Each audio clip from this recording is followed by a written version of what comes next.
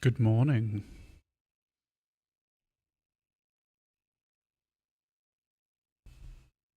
Oh, I didn't set up the thing. Hang on. Hi. Yeah, I didn't fix that.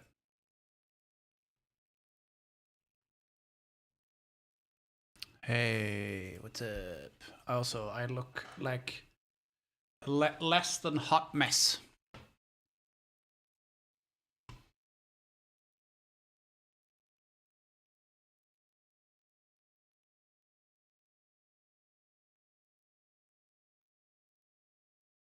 No.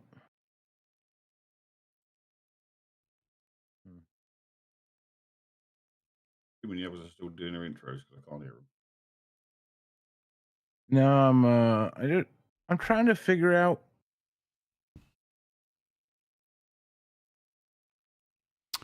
I don't know what it's what trying is to the figure out. limit to false life. No Because ideas. so I don't tend to play mages. You have the limit is how much you can add. If you add it again, you replace the first. but it doesn't say that in the description. No, that is established outside of Okay. this. I think it might be in the new description in the 2024 rules. I think they've clarified it a little bit, but that is what is the Yeah, because it just says that it's uses up a spell slot, but then when you make it so it doesn't use up a spell slot, I was like, I don't see what other limitation it has. I'm like, that's yeah. No, it's that could be it's a one time. So it's been clarified in the new rules. Using a higher spell slot, you gain 5 additional temporary hit points per spell slot above 1. So if you use a second level spell, you get 10 additional hit points. If you use a third level, you get 15 additional hit points. There you go. so. Wait, it does keep adding. Yes, as you gain 2d4 plus 4 temporary hit points.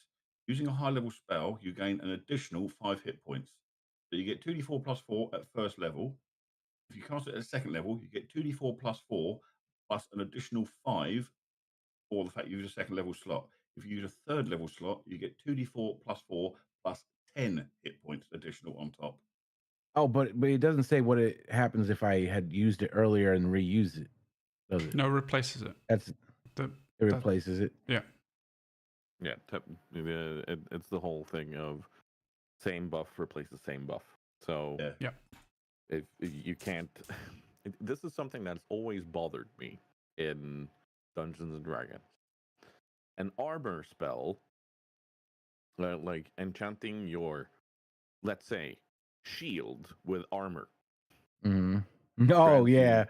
It grants you X amount of AC, but enchanting your breastplate with the same one, it doesn't stack. It just it's the same buff, so you can only have one of them. Like, bitch, I have a shield and my breastplate on at the same time. Come on, it's that thing. So yeah. Also, good morning, everybody. Hi. Tiger. I've just ran the way too epic intro, and like, I'm when I first made that thing, I was afraid that I had grossly oversold this campaign. Now, this might be foreshadowing, but I have a feeling that today's episode is going to start to live up to these things. Uh-oh.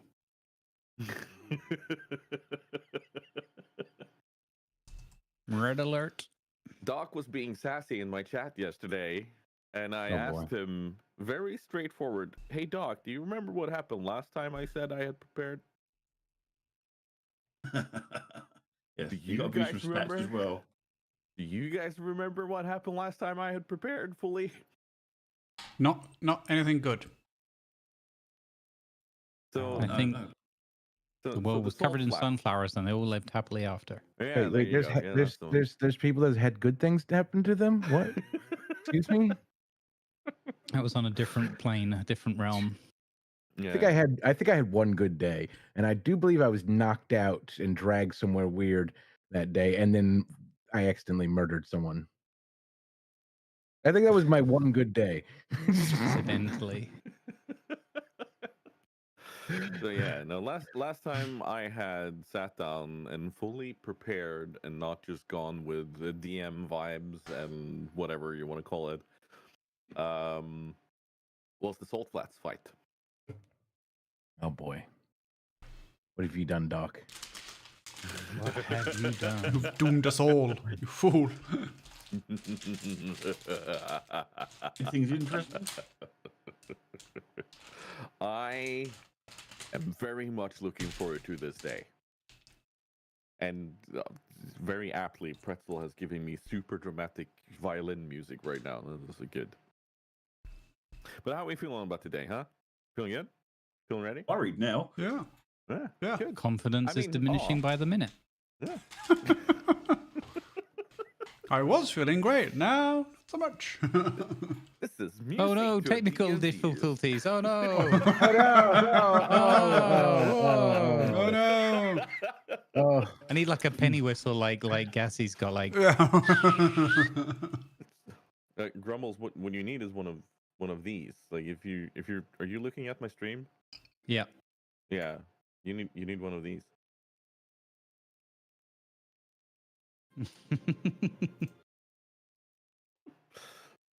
You need a technical difficulty screen. Oh, I don't know what happened. It's gonna. I don't know what. I don't know what's going on. But Tunnel. yeah, exactly. Yeah. Everything's breaking up. oh no. So who wants to lead us? Blah, blah, blah, blah, blah, blah. Let me try that again. Who wants to lead us into today's episode by doing a summary of last time? Calm down there, Bruce Lee. No. Last time, also known as the contract episode, Oh my goodness. because I realized that we are adventures for hire, so we're technically now contractors. You were a contractor. Yes, yes. No. You don't I get remember to who sign signed it. stuff without reading and then claiming he is a contractor. No. Yeah, but that was the episode called Hey, Dunbar I mean, Sells come Us on, Down. would Dunbar read? or in a similar vein, come on, who expects Dunbar to be able to read? See, Dunbar can access any kind of magic he wants, not because he studied hard for it, just because somebody decided, you idiot, you're big and strong. I'm also going to make you very powerful too. That's all he's got going for him. Yeah, episode 9, Dunbar Sells Us Down the River. What? No. Remember the epic cape and everything? He got us a job.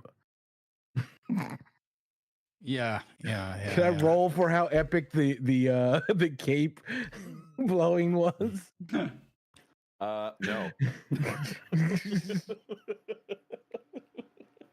You're in Thunder Bluffs. It's always windy. Nobody's surprised by billowing capes.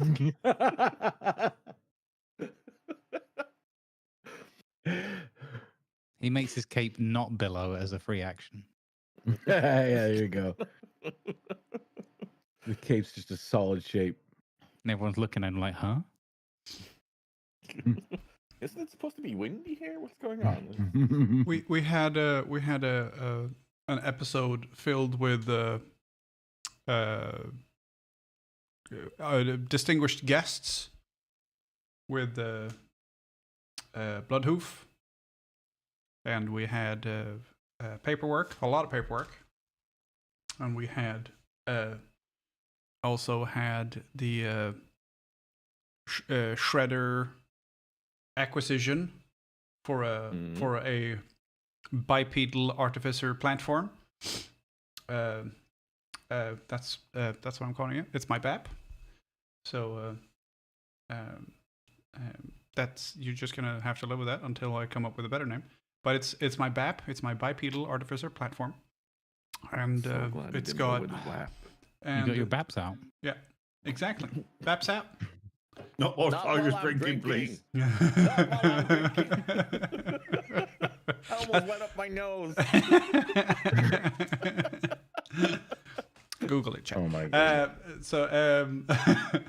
And also we had a very fancy journey from Orgrimmar to Thunder Bluff on a Goblin Zeppelin, which went really well, and everything went fine. And when we got there, we realized we were very high up, and we don't want to fall down.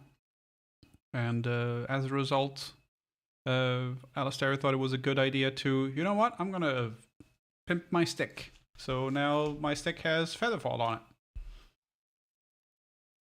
it. AKA an umbrella. It's a parasol. Reinforced umbrella. Yeah. You got a parasol? Yeah, he does. He's got his parasol, hasn't he? He's slowly becoming Alistair Poppins. Yeah. He's going to get a bag of holding when he opens it, like big long brooms. You have described my ideal future for Alistair. I fully expect to hear the words, "Yes, fellows, I am Poppins off," and then he does. Alistair Poppins. I like the idea of looking off into the distance and seeing Alistair coming across the screen, screaming, "Supercalifragilisticexpialidocious!" I wonder what happens if. Exactly. Welcome also to shared chat, everybody. By the way, I will be a supercalifragilisticexpialidocious, and I will try my best. Not Expialidumbar. No. Oh, ow. What? Am I wrong? I mean, wait, is that described? Is that a willing song to bet he about? has the lowest intelligence. Is that a song about? Is that a little bit in the musical about when Dunbar killed some villains in a back street and leveled up? XP Ali Dunbar. We killed the shopkeep while leveling up.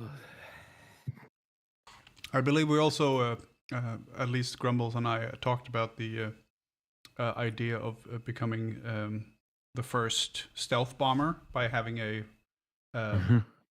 pocket dimension that we can maneuver and then throw throw explosives out the hole. Essentially, it's just it's the perfect stealth bomber. You can only see it from underneath, and then the only thing you can see is a hole coming along with a little tiny piece of rope hanging out to maintain the rope trick, and it's just two gnomes chucking stuff out. And occasionally a little bit of a bacon sandwich falls out or something. Yeah.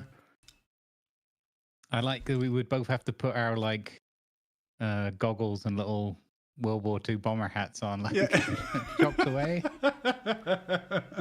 Yeah, you're totally not inside of a magical sphere that keeps you somewhat safe or anything. There's no wind. Pilot Bombardier, here, go ahead, pilot. No, you have to have the goggles. And Yeah, that's why I made the goggles, man. That's Pilot Bombardier, here, go ahead, pilot.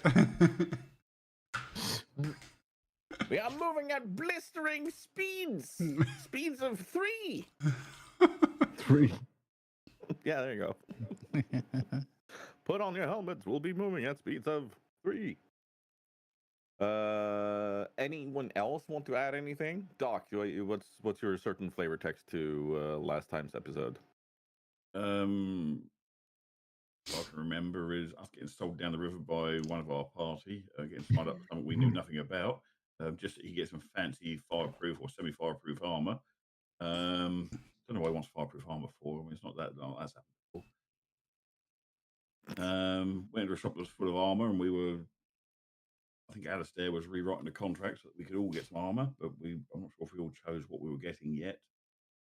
I've had no requests in my DMs, to put it like this, so even though I explicitly told you all.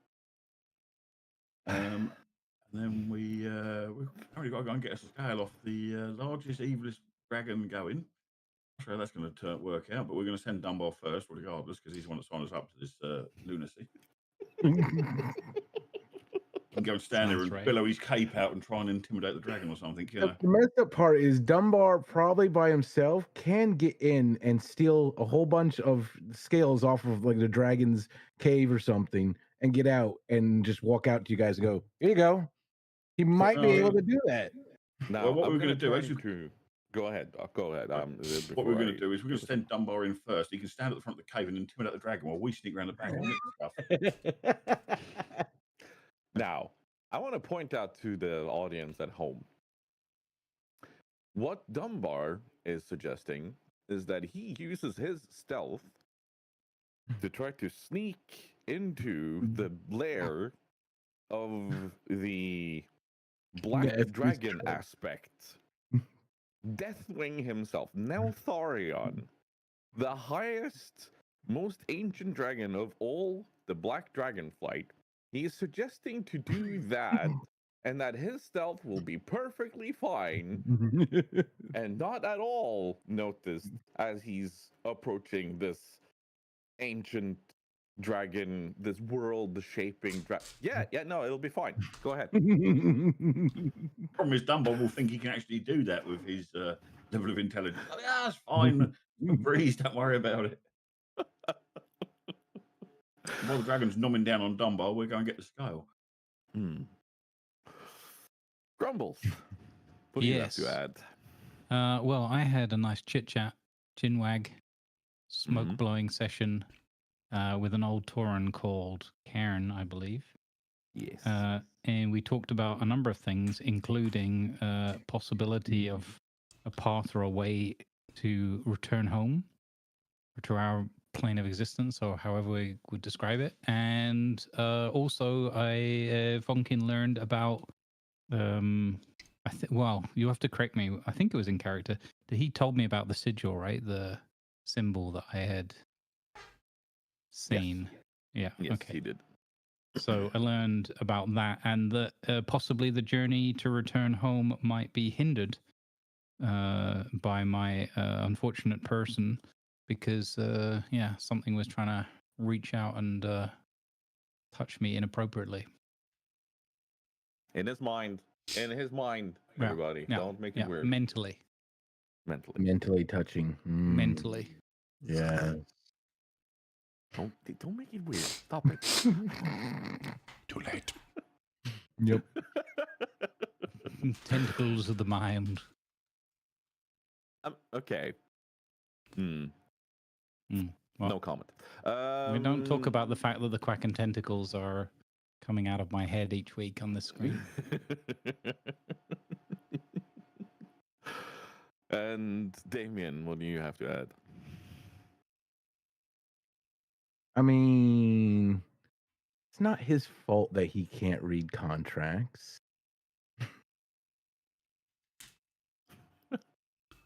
That's what you have to add? That's nothing else? I mean, they covered, they literally covered everything else. They covered everything. Maybe don't sign us up. They upsold him too hard. It was too good. I mean, he would have probably sold part of his soul away and without even knowing it. He might have. I don't know. Lima, you read it. Was my soul in there?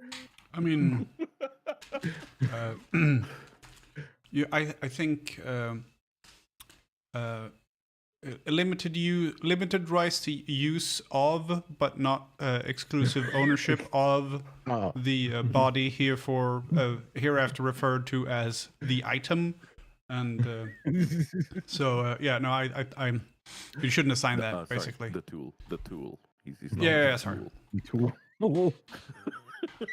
A limited use, but no ownership rights to. Wow. It's a sneaky way that I can give a few jabs. No, Potential punishments include. I love all of these. I love all of this. You all bring your own flavor into this, and I absolutely love it. Now, not that I'm going to say anything here, but I would maybe personally, if I had a character that couldn't read, being presented with a contract, I would maybe go, "Can I go get my friends?" Or, "Please hold, I need to check something." Dunbar is a strong, independent dragon.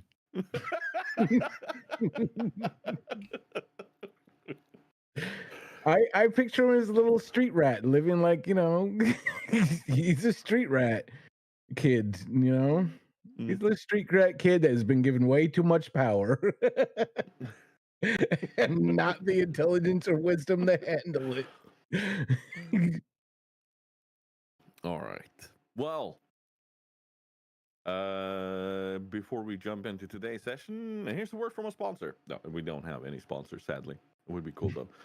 But I need to pee because I've started my day with an energy drink and a lot of water already. And once I'm done with that, we're just gonna jump straight into it from where we left off last time, where Tyrande Whisperwind and Malfurion Stormrage stepped through a portal into Thunderbluff, where you are standing together with Cairn Bloodhoof to try to fix this conundrum.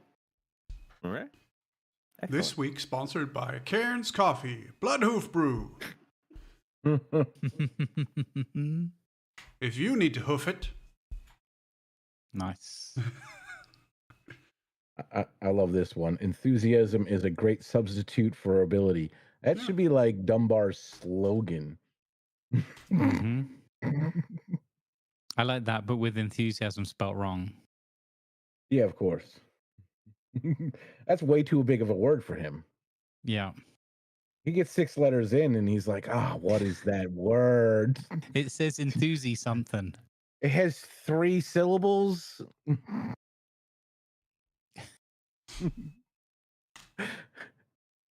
Also, I wanted to tag on to Lima's great advert there. Best coffee in the Bluff, Snowball. Oh God.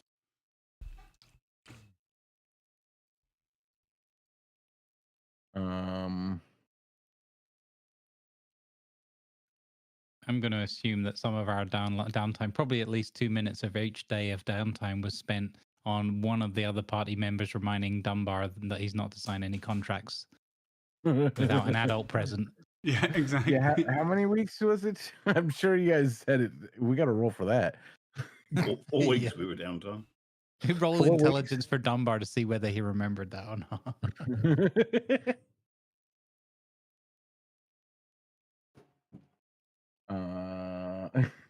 Actually, that's a good question. That's a good question. I'm really gonna actually roll for that. All right. While you were away, Mr. Storyteller, we were just discussing how many times in the 4 weeks downtime we'd reminded Dunbar not to sign anything. He's now going to roll for that, apparently. Whatever if I actually remembered, if it stuck. You know what? Fair. Does he remember this new rule? Don't touch contract. Basically, we need Dunbar to sign one paper, boy. which Where's the exclusively. intelligence? Oh, there it is. We need Dunbar to sign one paper, which exclusively how low says it that is. he's not allowed to sign anything else. And if he does, it's not binding. I'm like, oh no. So Yeah, you basically, and we have copies of that we drop off in every town. The Yeah, first exactly. thing we do upon arrival at every town. So if anyone's like, but he signed this, and like, no, unfortunately, see, you equivalent of you've signed with a minor who is not, allowed. Yeah. Poster we pin up at every place we go to. It says, "Have you seen this Dragonborn? If so, he can't read. Don't let him sign anything." Yeah. Void where prohibited. Yeah, it's only allowed to sign his name during lucid periods. This is not one of those periods. Only allowed to sign my bar tab. Why do I have a feeling that we should just install a dot matrix printer on your new shredder, Lima? Yeah, no, it's probably, not a bad idea. It's, hey, look at my shredder. It just eats up contracts. It used to cut down trees. Now it slices paper. And then a small furnace to burn up and everything and just dump it out. I was more thinking like actual dot matrix printer on the back where Yeah, we can get that too. I'm just saying if we want to Contract keep the shredder idea, we could just turn right. it into a document shredder rather than a tree shredder. Where's Alistair? He's over there. He's doing paperwork.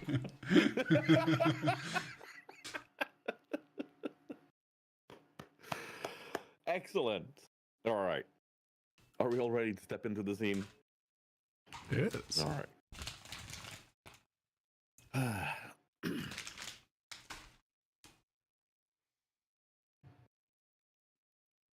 Cairn steps forward as Malfurion and Tyrande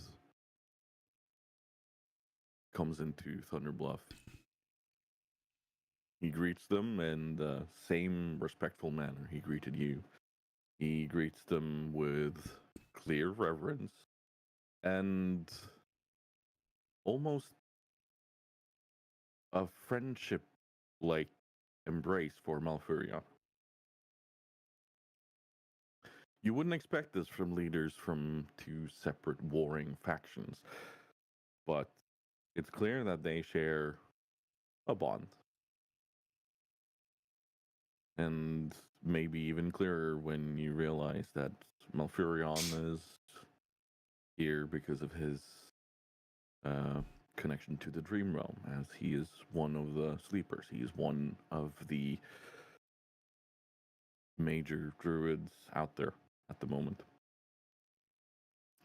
Tyrande is here because of her connection to Elune, or the light.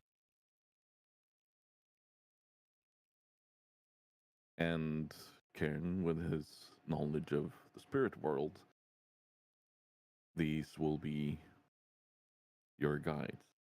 And it's not many words being exchanged between them, but they are clearly in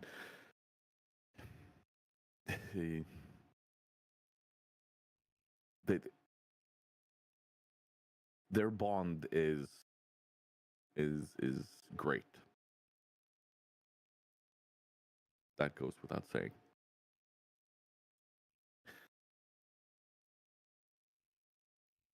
Cairn hands them the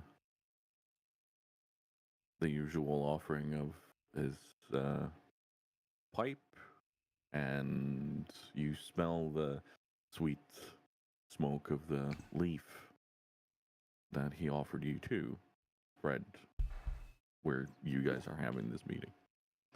Tauren warriors and hunters and everyone in their finest armors are lined as honor guards around the bluffs.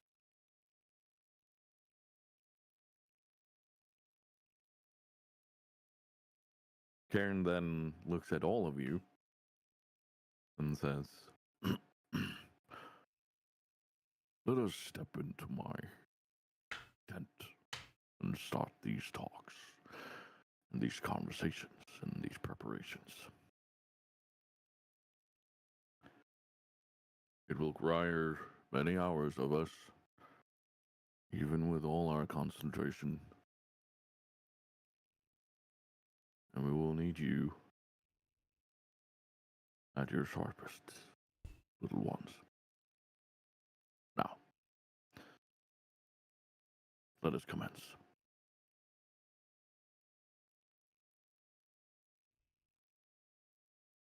You all sit down in the tent, and you get to observe a wonderful conversation regarding all of these gods, these dream realms, spirit realm, and everything between these three. And through these conversations, you understand just how big this is, just how many are being affected by this. You understand just how intense this might end up being.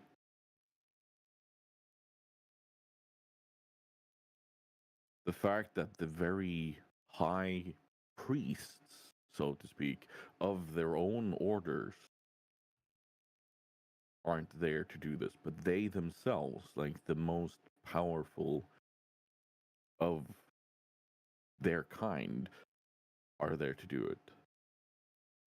Should speak to the amount of magic and commitment that is being pooled for this.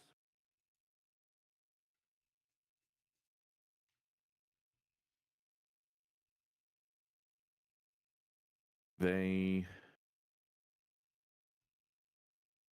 study you. They speak, and you feel as if you are no longer you're no longer just being treated as these strange intruders. You are also there as part of their own journey to further understand what is going on to their world. They have questions regarding your religions, your way of using magic, your understanding of the interplay between dimensions such as the shadow and dream realm, but also the understanding of the pure mechanical side of how does your world work? How do you generate power? How do you generate energy?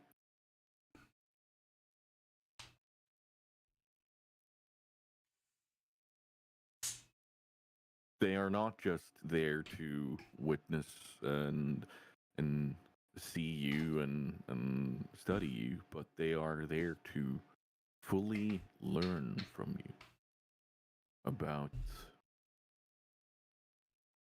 how you have been able to actually survive in their world. Because as you've learned on your travels, you are not the only ones that have come through. There have been others. They have also survived, but you get an understanding that there have been those that have come through and not even survived a day.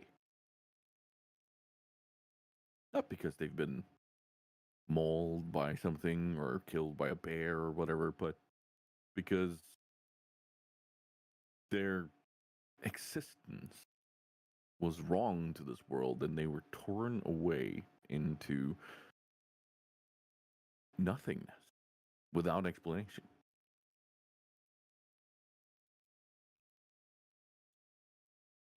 As they touch more and more upon the people that have been absorbed by this other plane, this other magic, you feel a strange pressure weighing down on your head, on your shoulders, on your body. And Funkin, you feel a very familiar sensation. This microscopic tendril that is weaving its way through your mind, trying to access your very core memories and your very core being.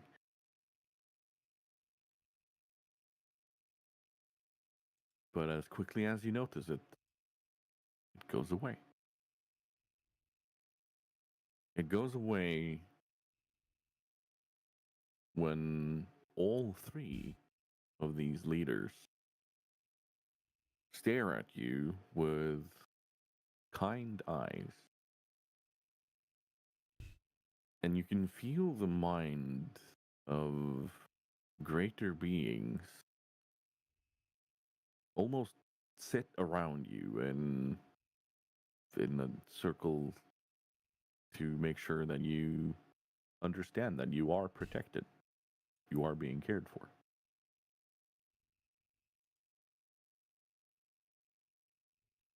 Dunbar, you clearly feel the protective shell of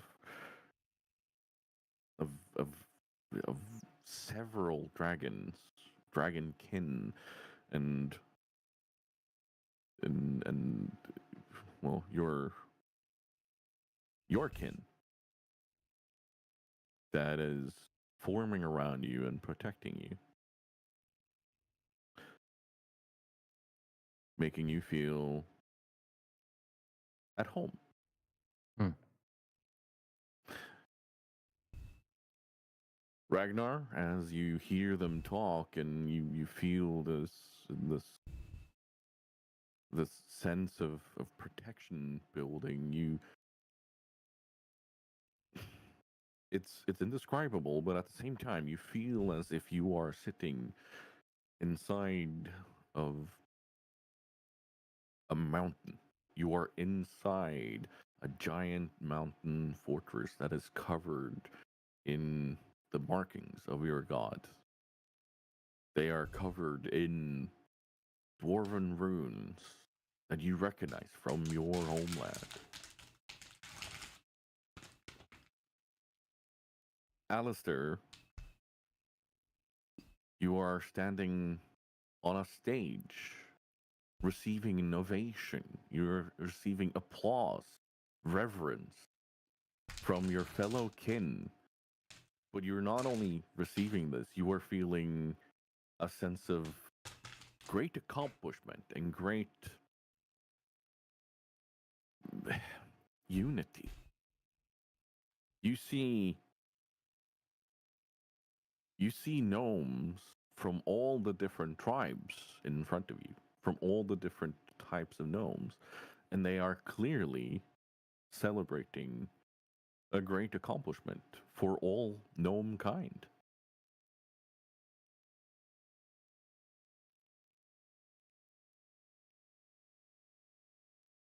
And the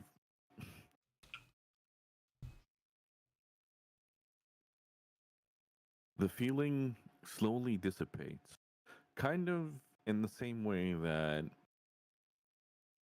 you know, when you have water in your ears and that it just releases, and it's, you go from ma to suddenly, and then you hear everything, and it just feels nice like that. It just goes away.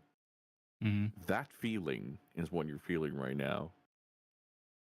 And you can suddenly hear clearly again. You hear the bustle of the city around you and everything. And like there's a sense of relief in your body.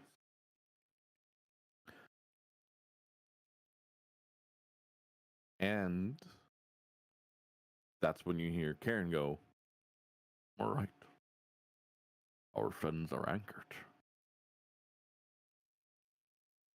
We may continue."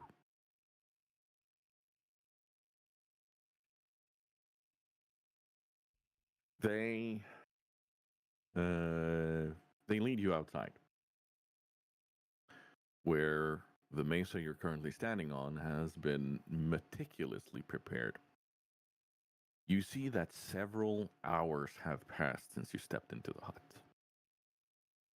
The sun has moved significantly, and there are large fires where you see this wonderful white billowing smoke come out of it. It's a mix between this very familiar dry wood smoke and that fills you with a sense of being at home, but it's also a sweet smell, like honey.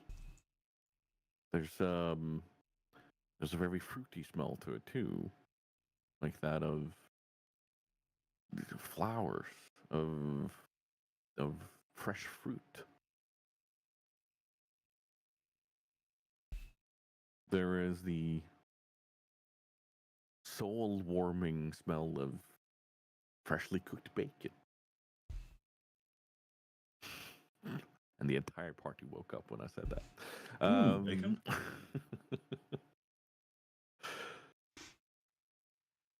And there are 4 spots that have been clearly marked for you where you are supposed to stand. Karen motions for you to go stand on them and prepare. I choose the one that smells most like bacon. And as I walk to mine, I nudge past Dunbar and say, if there's any paperwork there, no signing it. What is that? 69th time you've told me? Yeah, today. Today.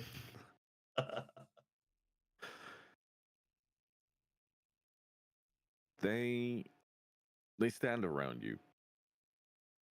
And they start doing their chanting. You feel a sense of it's a comforting pressure, like a warm hug that hits you, but there's nobody near you. There's nobody actually touching you.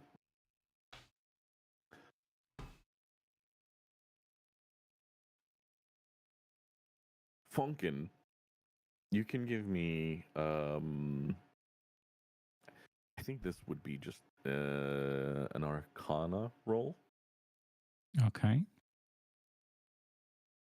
Go, Gadget Arcana.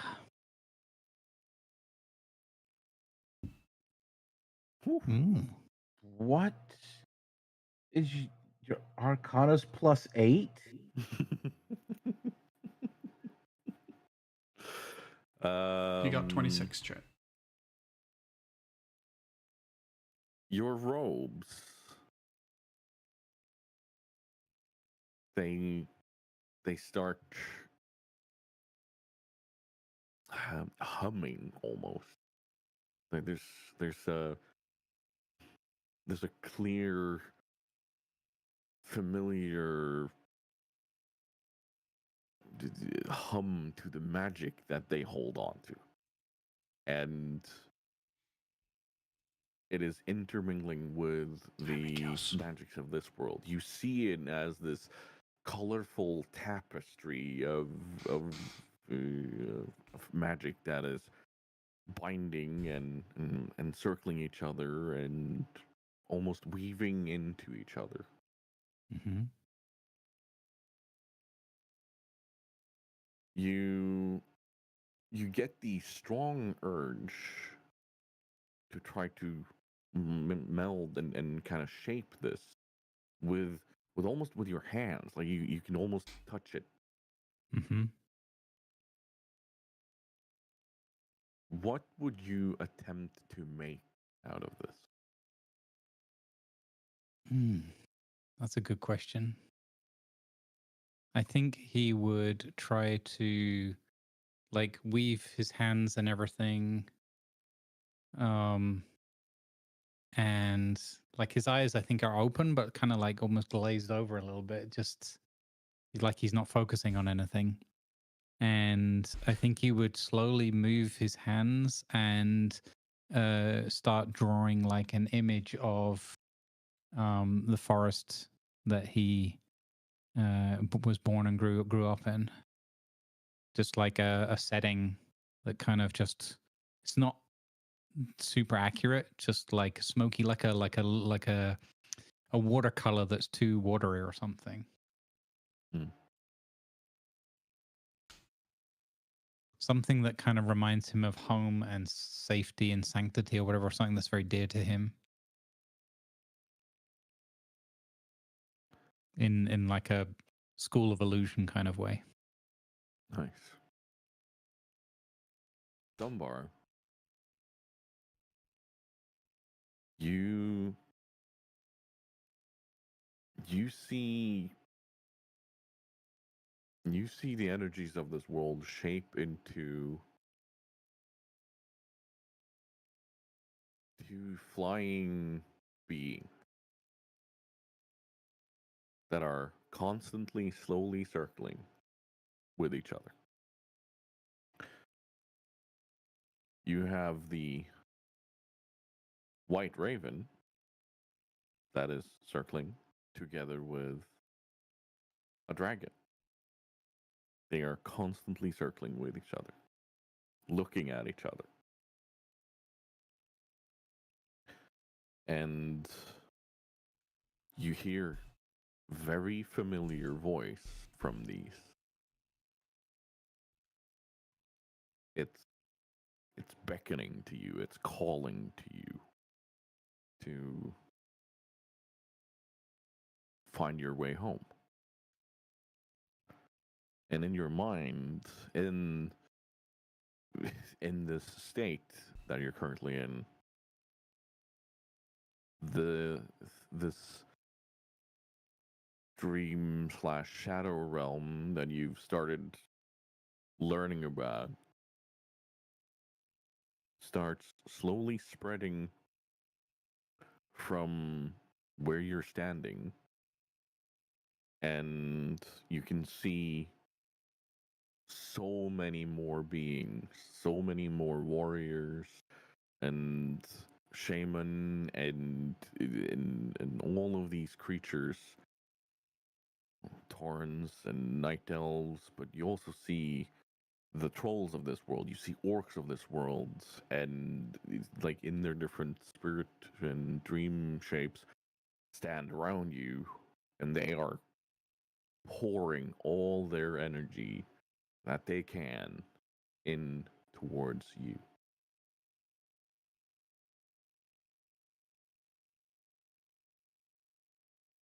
Alistair, your staff, your parasol, if you will, is you hear a sound of wind chimes from it. Ugh. That's not good. You hear a very familiar sound of wind chimes from it. And you're realizing that as a very, very, very young gnome, this is a wind chime that would be near your home. Oh, I thought it was Jeff who installed the wind chimes on it or something. It was perfect. Feather fall down from Thunderbluff with the constant bling, bling, bling, bling, bling. Okay, so it's a reminiscent sound. Yes. And the sound of these wind chimes slowly start working their way into the sound of a well working cog that is intermixed with other cogs, other machinery that's very like expertly crafted. We're talking all the way from the largest driving cogs of some of the tunnel boring machinery that you've seen gnomes make, all the way down to the smallest, most intricate little wheels that drive a clock, a pocket watch. Cogs that you yourself have used to install into mechanical eyes that are supposed to help people keep an overwatch on something. And it brings you back to this memory of working with all of these objects, all of these things, and you are very clearly at home while working on this. Perfect. This is a soothing sound. Very. Amidst all of the chaos that you have seen in your time, Ragnar, there is one thing that has always stood out, and it is a very clear sense of purpose, a very clear sense of belonging in the shape of your god, Tyr. Sorry. And as you've come to understand this world, as you've trained here, you've learned, you've read, you've studied,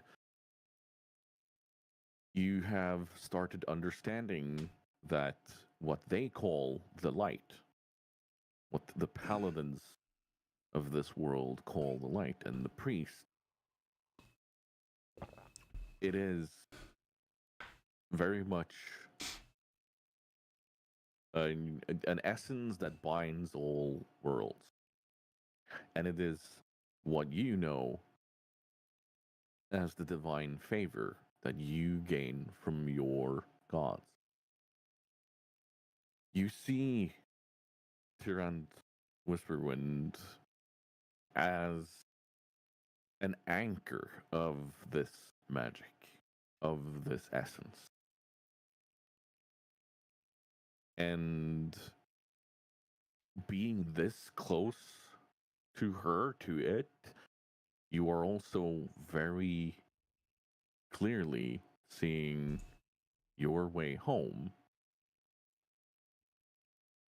And the light that you are starting to kind of absorb and see around you is taking the shape of this dwarf that you saw in your dreams not long ago. Well, it's a bit over a month ago now, let's be fair, because you have been in Thunderbluff for a month, but you very clearly remember this dream. It's something that has returned. It has stood out to you. And every time you have seen this dream,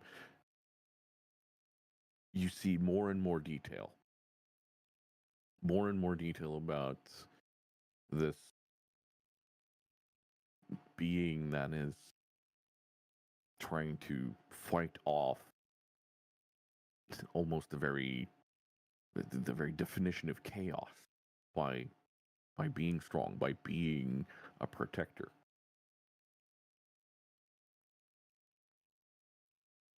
And you see that this golden armored dwarf that is standing there,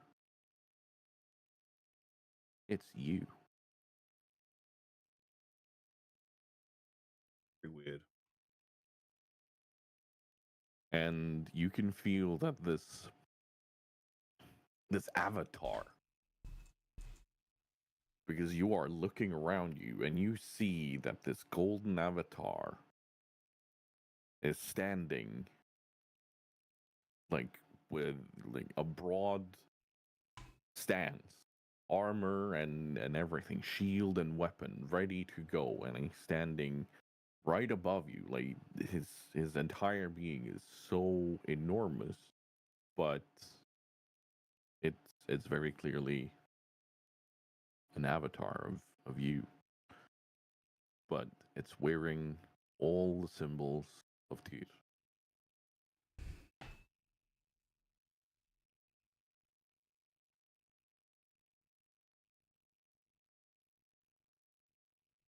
Yeah.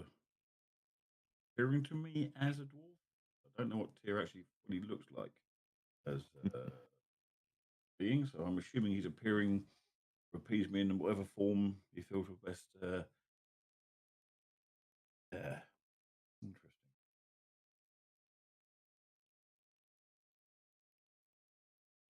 Tyrann and Malfurion look at each other. And Cairn draws a long breath.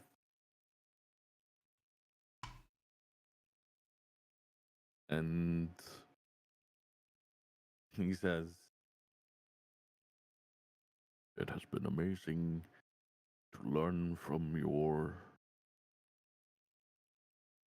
And as he says, "your..."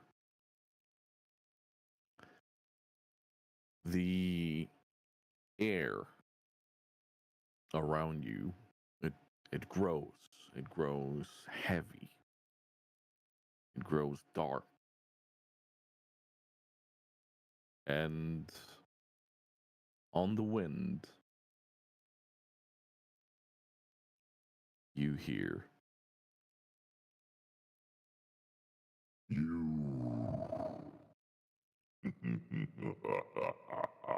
I have found you. You have been here all along.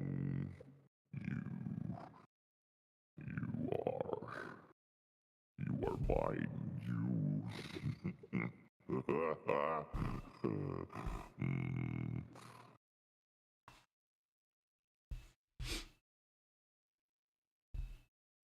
This world shall crumble to me. This, this, this will be mine. I will reign supreme. I will shape it as my own. It's yes, the voices, they are real. They are true. They speak the truth. They know what is. Silence. I must die. And Deathwing descends in an alarming speed towards Thunder Bluff. There's a storm of flame and ruin that is erupting around you. The earth trembles and quakes. The mesa is starting to split apart. And that's only with the voice and sudden thunderous roar and pressure of Deathwing bearing down upon you. And the fire spreads across the sky. Deathwing has clearly taken aim directly for Thunder Bluff, where you are currently at. And I need a very clear survival roll to predict where he is going to land so you can avoid being crushed under the weight of Deathwing.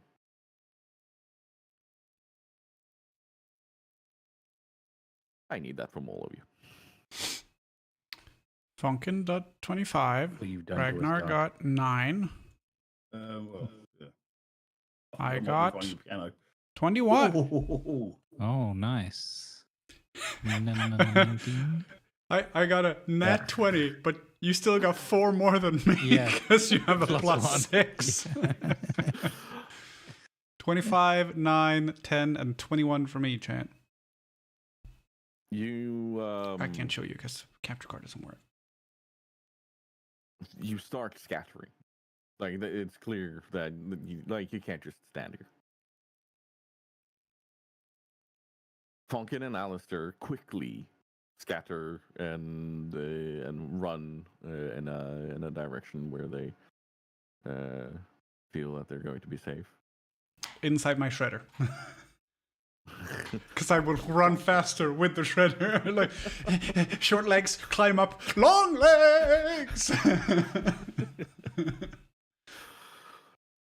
Ragnar and Dunbar, you dive to the other side.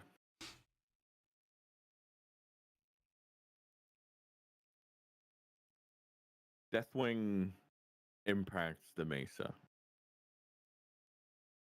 And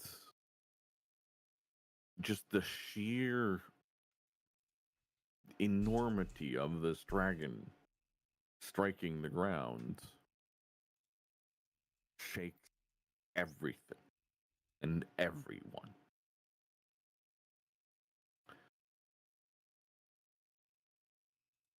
The tents, everything that has been prepared, it's being obliterated by him.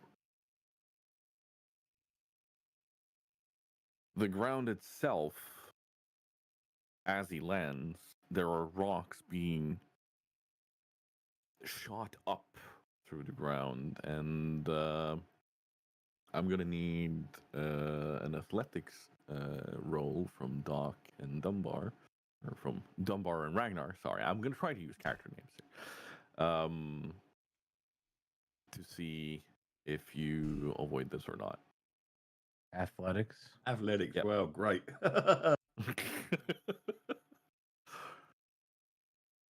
Hey, not the worst roll I had. Nice. Yeah, both of you.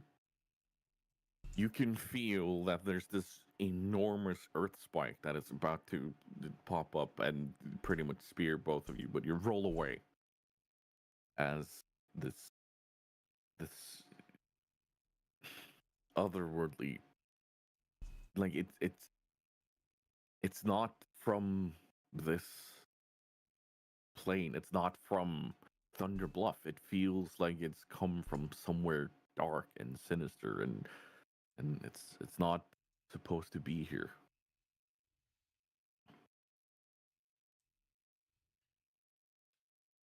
Ragnar, give me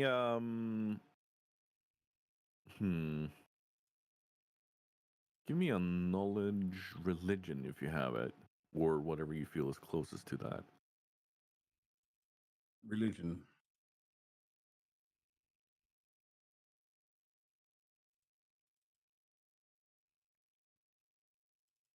You have seen the texts that speak of this. You instantly recall tales about these spikes, these world shaping spikes. But you remember that from your own home, like your own temples that you have studied in. This is not something you've read about here.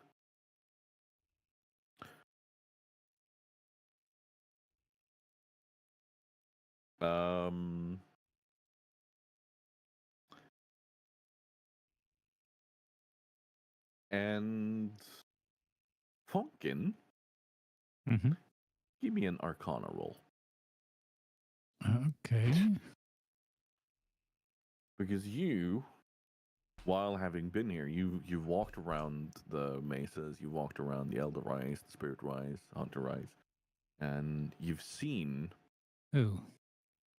that there are, like, Thunder Bluff is shaped and set up in a way like this because of the innate magic in the land. And as you're standing here and you watching the chaos of Deathwing land on this precipice on the mesa here,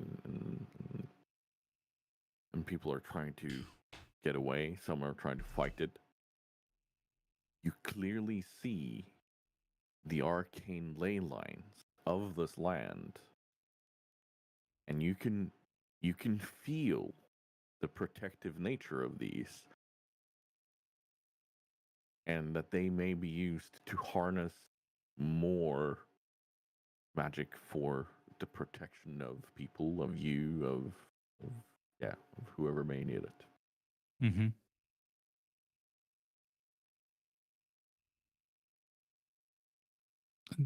So do I feel like I could try to influence it in some way to, like, repel this dragon or something, or?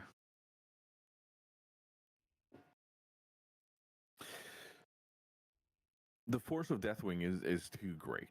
Like, you do not feel like you could inflict anything upon him. Okay, but on these spikes maybe, or? On the spikes, or on just the fact that the entire mesa is currently almost being dragged apart by the sheer force of Deathwing standing there. So by using these magics, you could manipulate them to do something good. Band-Aid. I think the first concern you would have is this whole thing, like, collapsing and falling apart, and just the amount of death and destruction that would bring. So I think his first instinct is to try to, like, reinforce what's going on. I don't know if that means manipulating these spikes so that they actually end up forming more of a protective belt around it, or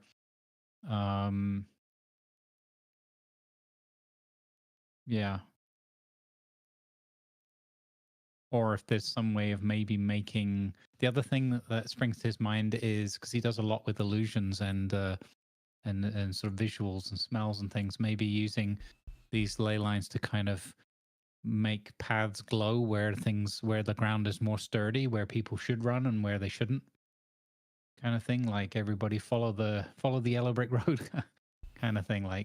Or he makes these kind of magical weaves that are just like, maybe they almost appear like guardrails or something, like guide rails, like follow this path and you get out of the way of the next spike or with the next crack in the ground.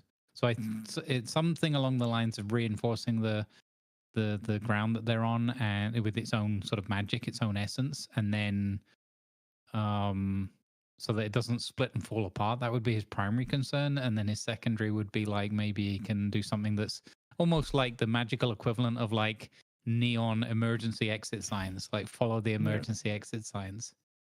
Do not use elevators. The way of the TC. No. Yeah. No, let's go for the first one. Let's see what that leads to. Okay. First, what would give me. I would say that Arcana is definitely the way to go for how to manipulate this and utilize the magic. Okay. I don't think I have any inspiration or anything, right? So okay. Oh, way to lowball it, Funkin. Even with his crazy stats, it's still like just into double figures. How about Lucky 13? Does Lucky 13 work for you? I was more thinking 18. Just need a dynamo. You start reaching out to the ley lines. You use your mind to try to almost embrace them and form them back into the land and start utilizing these spikes that are popping up to grab onto the land and maybe almost interlock with itself and hold on. But there's a bit too much. Like you are so close to making it, but there's a bit much going on, so you're not quite able, but you can clearly see that it is holding on somehow. Like it's not just fully ripping apart like you would expect, but there's an enormous strain on your mind as you're trying to hold on to this, and we are going to give you a concentration roll in the next turn for this. Okay. Can I help with his, shall we say, reconstructive retention efforts? Sure. I was thinking a mechanical help might be good, since I'm in my mech thingy. Oh yeah. I was thinking maybe I could like clamp, pull, like help out with pure mechanical force, because I'm a big strong boy now because I have a mech. You know what? I like it. Yeah, let's go for it. Let's go for strength roll there, maybe, or do I get an advantage because I'm in a mech? Oh yeah. Like okay. You have we haven't fleshed out the stats on this, but it has massive bonuses to the physical stats. Okay, so just a strength check or a saving throw? Strength check. With advantage.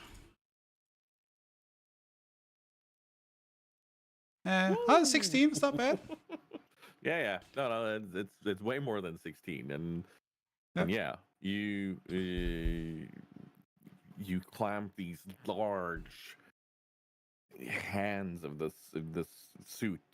Yeah. And you've been roaming around and like you've been training with it, you've been testing it and everything, and you grab onto them and you feel together with Funkin, like you're dragging the earth back together. Like Yeah. it's not just shredding itself now. I like the idea of having the left hand we know is like the clamp thing, because that's what you grab the logs with originally.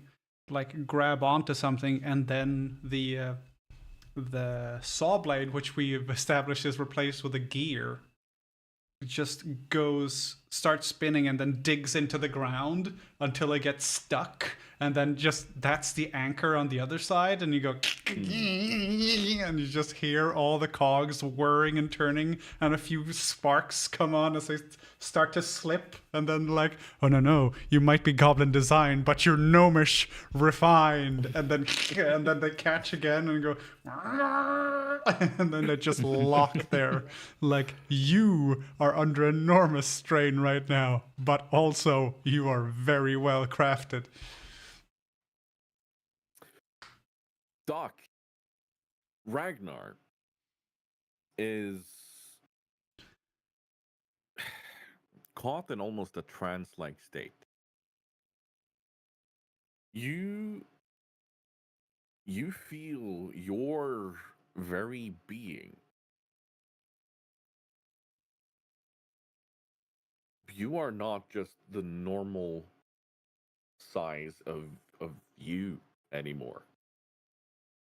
Your view, your senses of the world around you has shifted to where your avatar is. This glowing avatar with the armor and the shield and the weapon that is standing here and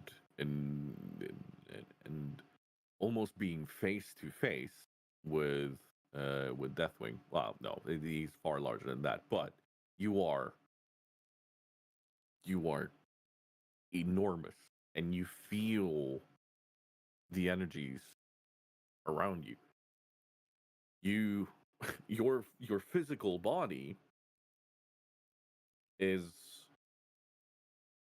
as you're starting to get your senses with you, your physical body is somewhere in the middle of this avatar, in the middle of the air, inside this bubble of highly glowing golden light and energy as you're maneuvering around, and you're kind of feeling that, okay, yeah, so what I'm doing is a direct reflection of what this avatar is doing, and you can feel that you have access to all of your divine magic and everything, but you feel like it's amplified. It's all centered around the essence of the light that is pretty much just being poured into you right now. And you can feel that there is an enormous dark and evil energy that is pouring out from Deathwing. But there is one thing that you notice. This is not the same energy of chaos that you have been sensing in your dreams. This is different, but still as important to your mind right now to do something about. I'm inside this glowing aura, so do I? Obviously, I feel a lot more powerful. Do I feel like I've got the power that I could, not hurt Deathwing, but protect those around me from him in some way, shape, or form? Yes.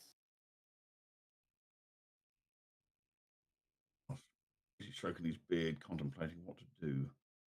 Do you want to roll up a giant light beam newspaper and try to thwop the Deathwing on the nose, or? Well, no, I'm just thinking that as I've got my new hammer and shiny-ish armor that we were looking at in the shop. That Ragnar's first instinct, obviously, is to protect the people up here and his friends.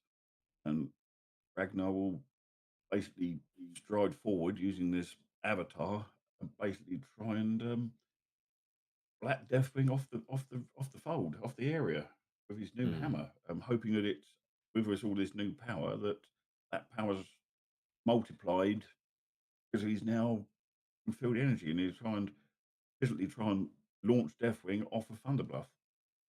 All right. Not aiming to hurt Deathwing, he's just trying to, Yeah. Right, where's my hammer? He's going to use the one-handed one. Where's my attack? There it is. Ooh. You step forward with one foot, and it's as if you are doing like there's no disconnect between you and this avatar. You feel it doing like this is just you doing it, but it just happens to be this enormous being that is you, but it's not you, and you connect with the side of Deathwing with your hammer, and you feel a physical, and you hear the snapping of metal. Giant metal plates that have been forcibly cracked and snapped is what you hear as your hammer connects and you try to remove Deathwing. And this enormous dragon turns and stares you directly in your eyes. And I'm going to give you it's a wisdom save, isn't it? The former will save? Yeah, be wisdom. Yep. You have advantage on this, by the way.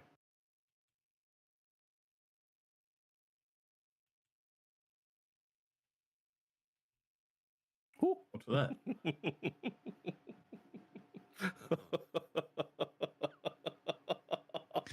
Otherwise, he didn't want it. I would have done about it otherwise. Dead already. No, you feel this enormous dragon soul attempt to kind of crush your mind with his, but you are withstanding it. You are holding your own against this giant being. Dunbar.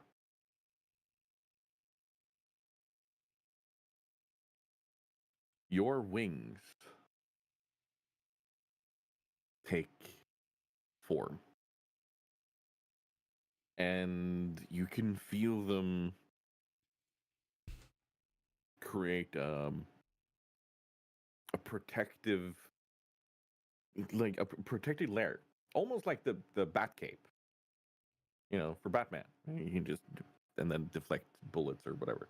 You can feel that it is like your wings, spectral as they were, they are now physically being reinforced, and the pebbles and dirt and everything that would normally be hitting your head right now because of everything going on is bouncing off harmlessly. Like you can feel it, but it's not causing harm. It's not causing you physical pain. That it's actually hitting your wings at the moment. And the voice in your mind that you've been searching for off and on is very clear when it says, "Fight."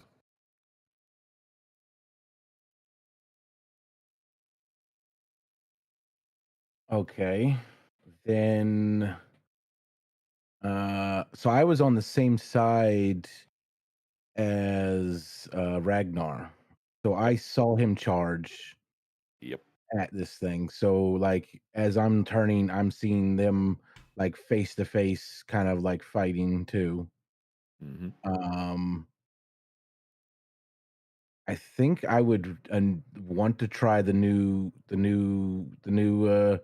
especially like feeling like this, like my wings are like hardening into like this shell. I would want to try the new ability I have where I fly up real high and just want to crash right down into that dragon's smug face. All right. What was it called again? I wrote it exactly. I put it exactly as you wrote it. So, Death from above. uh, basically, Feed the dragon.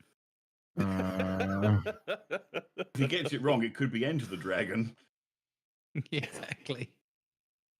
mm, what was it?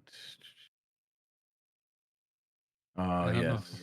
When we said face the dragon, we don't mean There it is. run your face into its face. the shadow wave. So Yep. I fly up real high, dive down, and I land with a thunderous force right in the, like right here if I can, right just like the spot between the eyes on the nose. So his eyes are already a little further side because he's a dragon. But I just want to land in that big space right between his eyes. Go on. He ends up in the space between his jaws. What do I have to roll? I don't have to roll anything with that one. He rolls something for that one. Let's see here. Do I have to... Oh. Oh. We got a 1. Justice for Dunbar. There must be like so much psychic force exploding when he hits him that you just might, for a second you just can't even see him. Like his face is just gone in like blackness and wisps and everything. You quickly take to your wings. You give them one flap. And you shoot up. And you can feel your momentum stopping, and it's like, okay. Yeah, this is where it's at. And you start curving your body and aiming downwards. And you clearly see the head of Deathwing as it turns towards Ragnar. You see your landing spot. You already know. Yeah, you're gonna hit right there. You crash into the bridge of his nose, if you will. And roll me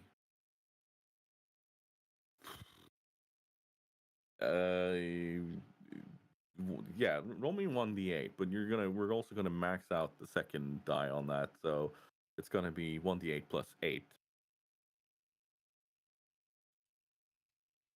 Yeah. Another 1. That's 9 on the psychic damage. Now roll me 2d8 for the necrotic damage. 2d8.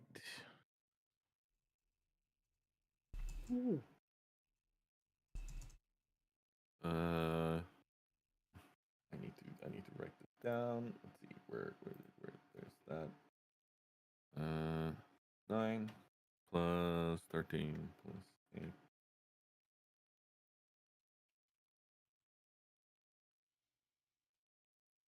What are we up to now? 17 plus 13. Okay, we're up to 30. Nice. Does the sheer shockwave of being hit like that do anything to him? Do I even jar him? He is so massive that it's like it has no physical effect on him. But your effects that you render on him the just the absolute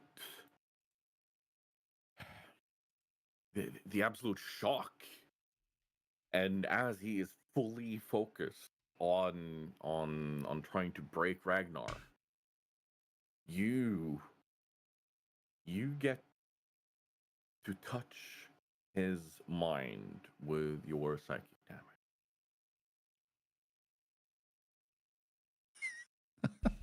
You get an insight into Deathwing's mind at this moment. When I speak Draconic, so I can hear his thoughts naturally. What you hear is what sounds like thousands and thousands and thousands of different voices at the same time. Deathwing is clearly going insane. This is not just one mind anymore. This is a broken being. No reasoning to him. And as soon as you've heard this, like as quickly as you've heard that, he shuts off his mind to you.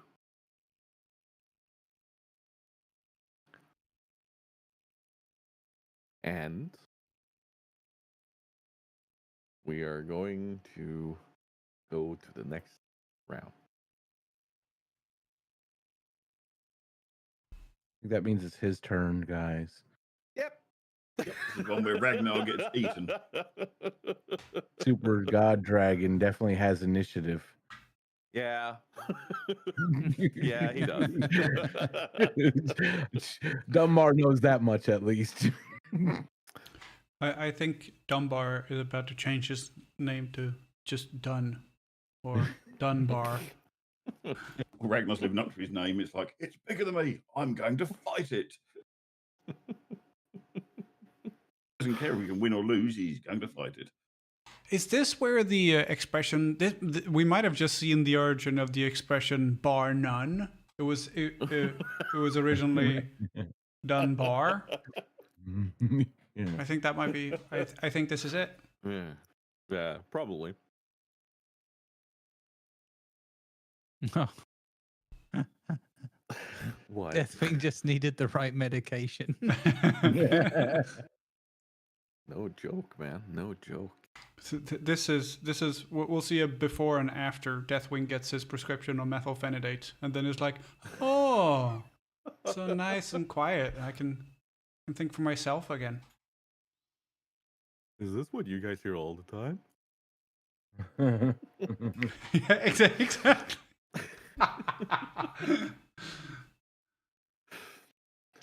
Deathwing being shaken, like you feel, Dunbar, you feel these two eyes narrow in and kind of look at you. Oh no. And he does the whole dog shake where he throws his head to the side, shakes his entire body, and you are thrown clear. You have no problem regaining your control and flying, and like you're staying in control, but like you are thrown clear of it. I would stay up in the air then, I think. Yeah. As he is shaking, there is another quake in the grounds and in the mesa. So we're gonna have another set of athletics for those of you who are actually on the ground. But all of you now having felt it the first time around, and being kind of locked into your your powers, so to speak, there is going to be a little bit of a bonus for the roll for you. I have that bonus in my mind, but I need you to roll. Ooh. Not one of my feelings. Athletics. This ethereal body's a bit weird. Now, acrobatics, I realized, would not be great with with the giant mech suit on, but I hope my athletics are still good. Am I that technically is- on the ground? I'm hanging between two pieces. Does that count? I still imagine you as having your feet planted and, Oh, okay. and grabbing. So That's I fair. don't know if that's what you Normal or advantage? normal. Not great. Yeah, 11. no, you all make it, and Doc with the skin of his teeth. Hmm. But yeah, no, you all make it through that. And yeah, there's gonna be another thing happening because as he's shaking, as he's roaring, and, Oh, yeah. and clearly Wrong button. not being happy about being thwopped across the nose by a tiny whatever that was. There are cracks of magma erupting all across the mesa. So there's going to be some burning terrain going on. There's going to be some difficult moving and such. But I'm going to need a dex save from all of you. Really? Well, for those of you on the ground. Ha! Get wings. Get winged, nerds. That was very close there. Holy shit. Oh, who rolled it? Oh no! Ragnar was very close to a 1 and is flipped over to to a 19 and then Funkin 2. Don't worry, guys. We're dealing with fire and hot stuff. I got this. Yeah. He should be okay. He's fireproof, apparently. Oh, that's You good. take 5 fire damage from the erupting magma. around Ow! you. Hot, hot, hot. Is that to me as well? Yes. Ragnar does not. He avoids it.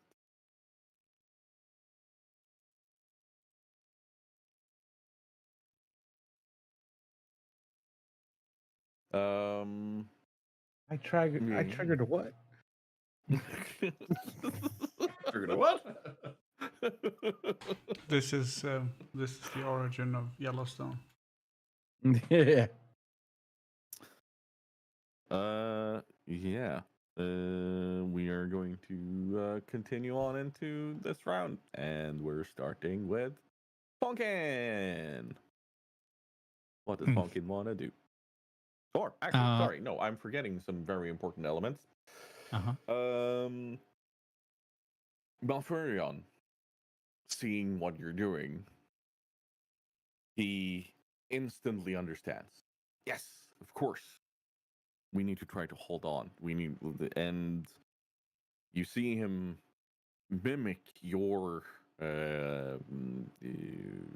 attempt, but he uses the vines, the roots of the very world, and you can see him grabbing on, like it's almost like with magic, and just kind of pulling it all together in towards himself, like gathering all of these, and he's starting to shove them all together, and you can feel the ground.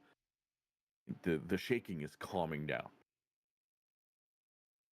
and for the next round, for this round, you will have there won't be a disadvantage because of the shaking and everything. There won't be anything interrupting you if you have to do concentration or whatnot, like because of what Malfurion is doing.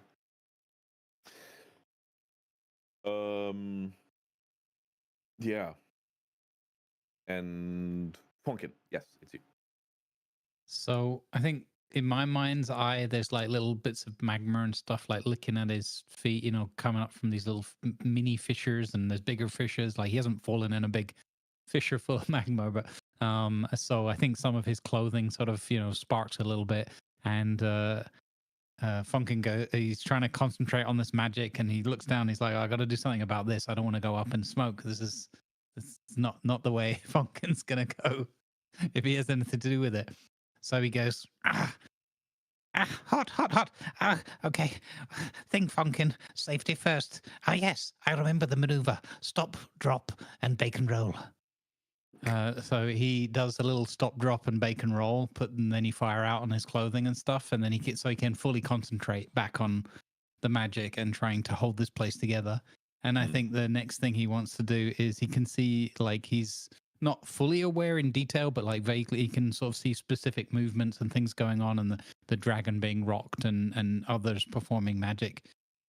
So he, and probably seeing that others are trying to also like bind the rock together and use the magics here, he like shifts his thinking a little bit towards like again guiding people to safety. And he also hasn't fully thought it through yet because it's very quick action, but he starts thinking of an idea how he can maybe use this magical weave that he senses to sort of distract the dragon, or he knows that dragons are magical beings, and this is obviously an immensely powerful sort of titan of dragons. But he's thinking, well, if there's a lot going on, the more that's going on and the more this dragon has to think through or perceive correctly or whatever, maybe he can do something to confuse him, or set him back a little bit.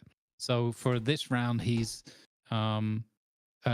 still concentrating on trying to hold the place together, maybe also the whole guiding people away so that they're not going where the bigger fissures are and the more danger of falling into magma and stuff like that for anybody around. I think that's what he does, because I don't want to do too many things all at once. He can't do everything, but he's thinking a little bit about what can I do next. I think the other thing that's a thought in his mind is, so this is up to you if you'll allow it. But he didn't like being kind of knocked and fire erupting around him. And obviously the surface is becoming incredibly dangerous. So he would, because he's been training with it, he would think to utilize his magical sporran, and he would expend a charge of the lodestone and cast flight on himself, which lasts for 10 minutes. Nice. Yep. So I'll mark that as one charge cast from that, and he's now flying for 10 minutes. Yeah. So it's just kind of like, okay, we're going to be like this, are we? The ground's going to rock and you're going to try and set me on fire. No, not with this gnome. So there's like hovers up into the air a little bit, and then just starts carrying on trying to use this weave to guide people to safety and hold maybe where there's a big fissure erupting, like push the stone back together and generally things like that. He's trying to save people and give people a chance to fight back or flee, whatever they need to do. All right, give me an Arcana roll on the holding on to the magic. Yep. All right, here we go. Big money, no whammies. No Bernies. That's a better roll.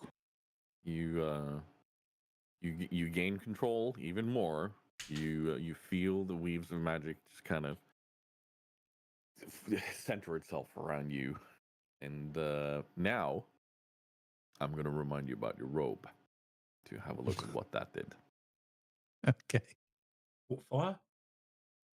No, not quite. You want me to roll for it? Yes, please. 100? Yeah. Yes. Here we go, gang. It's about fire. Nothing could possibly go wrong. Oh, Ooh, so close. To the magic Close to the magic number. 64. Imagine there's a scene with Deathwing and fire and all this, the magma, and then we roll a 69. That would be hilarious. Anyway, sorry. Suddenly, this RP scene turns into something completely different that we're going to have to do on a different platform. Yeah. Deathwing tilts his head like a confused dog as sexy ASMR jazz music starts playing in the background. You want to do it like that, do you? No. Pineapple! Whippoorwill! Whippoorwill!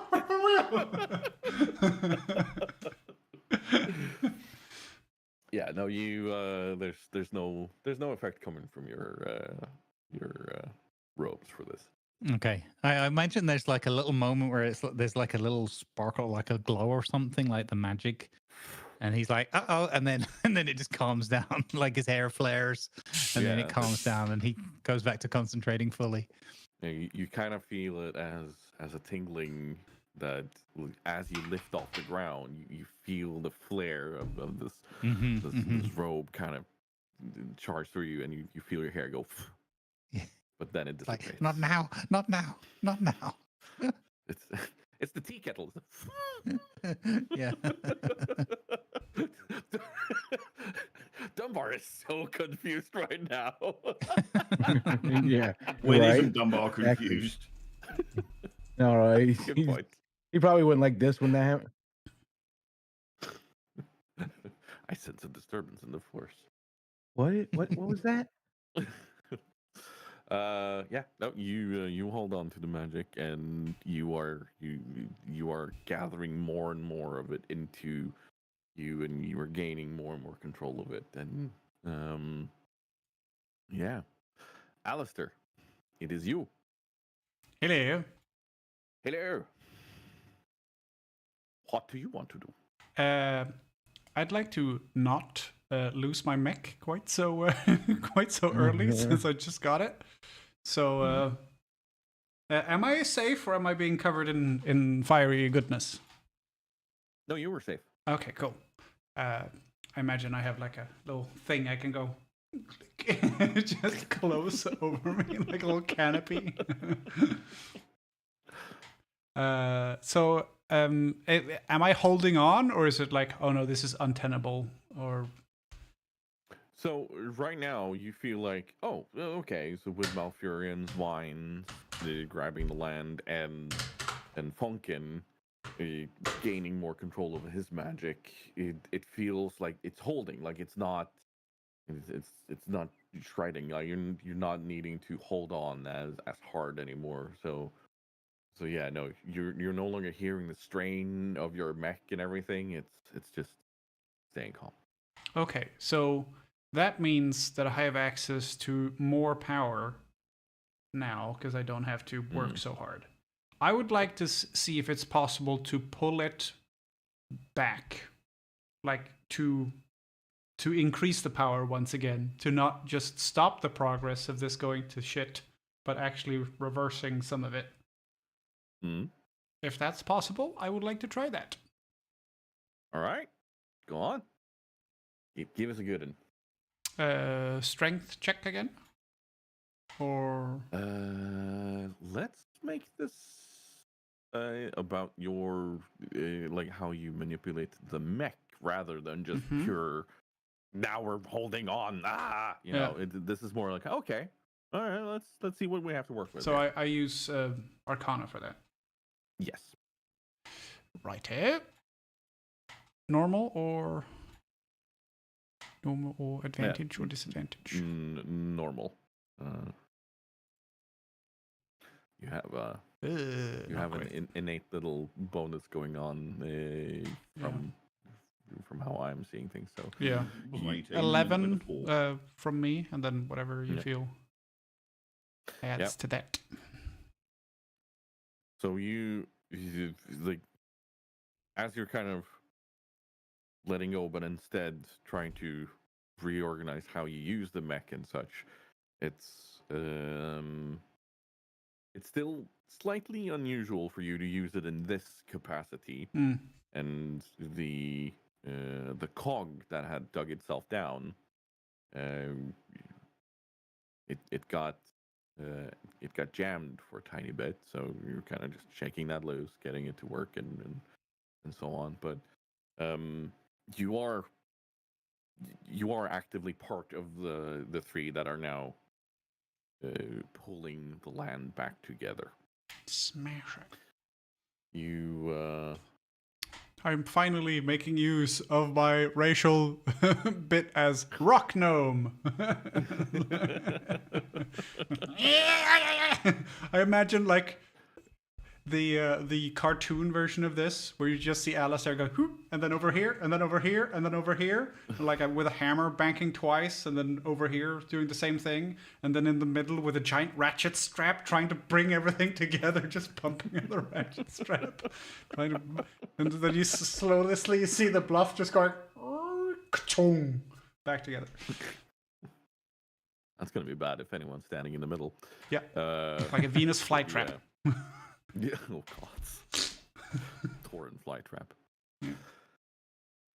You you pull the land together, and as a free action, you can feel a sense of pride. I think crying is a free action as well, so I'd like to try that. So yeah, let's go with that. Please don't break. Please don't break. I think that's all I want to do. I was thinking my Herman, my homunculus servant. I don't know what he's doing, but I'd like for him to kind of keep an eye out and let me know if I'm in like a strafing line of fire or something. Like, hey, if he's coming this way with the fire, tell me. So I don't get a surprise. Hot lava flames. Yeah. Okay. Herman is up and keeping Overwatch for you. Smashing. Thank you. Ragnar. Having seen this bit break off, and did I actually move him at all, or is he still rock solid where he was, and I'm not actually managed to push him anywhere? There was no movement on him, no movement at all. This is a titan of a dragon, after all. Like this is yeah. I'm just hoping that he's with a my world breaker. With this big glowing entity around me, that I would have enough power to essentially shift him.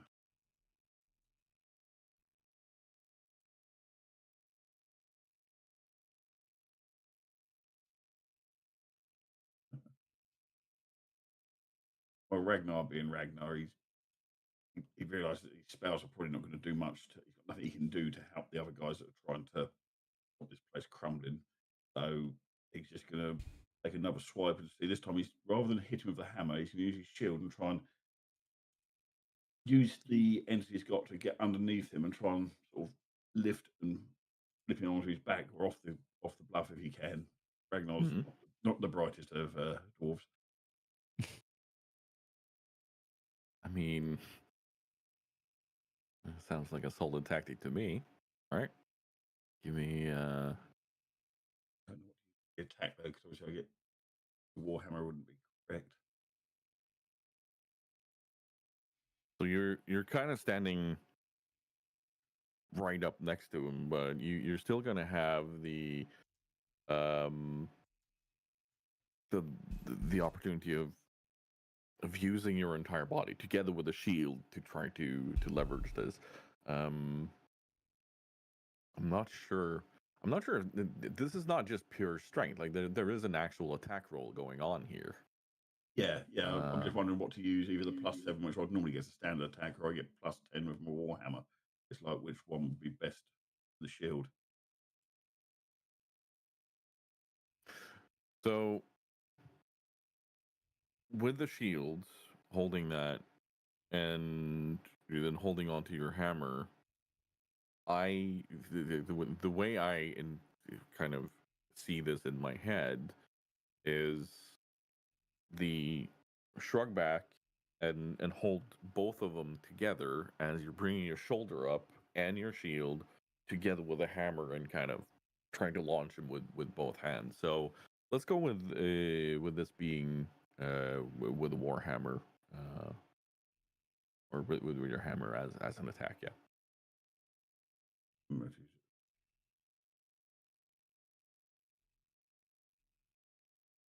Ooh. All right. I'm going to roll opposed to that, actually. So I'm not trying to injure him or in any shape or form. I'm just trying to physically get him off the blinking bluff. You lift him. you barrel into him, and as you do, you sense, like you feel there's there's a surprise in him as he feels himself being moved back, and his wings do 2 flaps to steady himself, but you feel like he's being pushed back. And then his entire mind is focused fully on you again. Like he is looking you square in the eyes. And you hear this terrible rumbling start building up inside of him. Dunbar. Or actually, Ragnar, is there anything else you wanted to do with that, or yeah. No, there's nothing else I can really do. I think I'm all my spirit and body and mind is in A, trying to control this entity that I'm inside, and B, just physically trying to get him off the bluff, away from the bluff. Yep. Ragnar. Sorry, Dunbar. So, all right. Question. Yes. Have some of the Taurens. Is there a dead Tauren nearby? I know. They're the biggest people Too here, right? soon, man. Too soon. Yes, there are sadly dead Taurens around. So I want to swoop down by no. one of the biggest Taurens and use my new ability of what's the name of it again? A cursed specter. I want to swoop down and say, no, buddy, you're not done just yet. Give him like a little tap on the shoulder, like, no, you're not done just yet. And I will summon his soul back as a cursed specter, reanimating him, but now with my magic modifier as his attack, with so my +4 as his attack, and he's basically the same form he was, just his power is now my power. And I want to just kind of like, you go help him push. Like, they're supposed to be able to accept simple commands. So you go help him push. And I point right at the dragon snaz that he's currently trying to push on. Give me a straight up D20 roll here, and we're gonna call this a luck roll.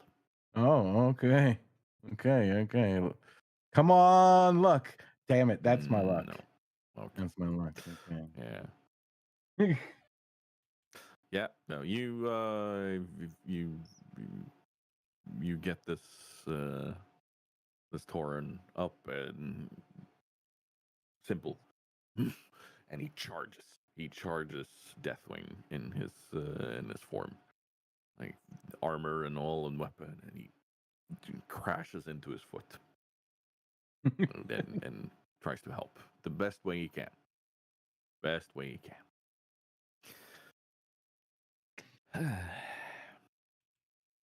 Malfurion yells for help,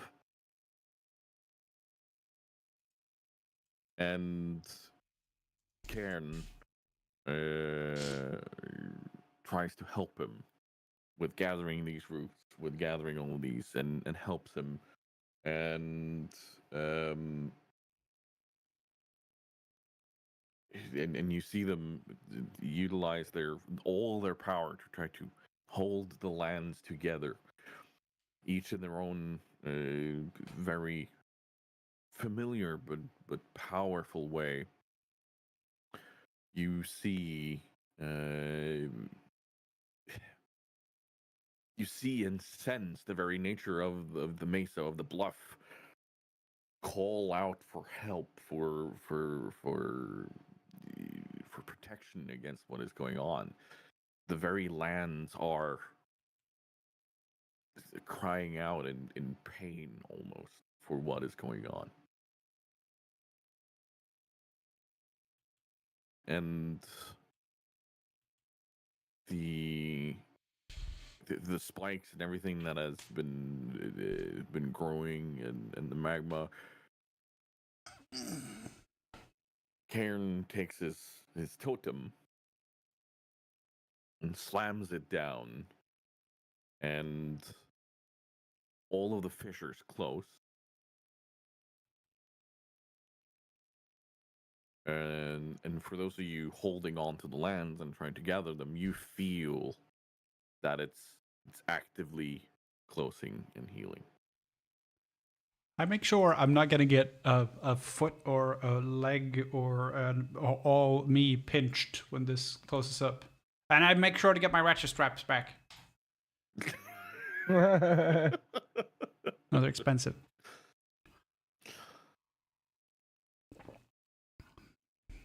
And we're on to round 2. Because the first round was the surprise round. So, hey, here we are. Don't tell me you weren't surprised. I was surprised. Were you surprised? I was surprised. After the conversation last night, definitely not surprised. You're just surprised there weren't any Steinways raining down around you. I was expecting a few to be dropped on the platform. Yeah, you know. No. Particularly in the old ivories.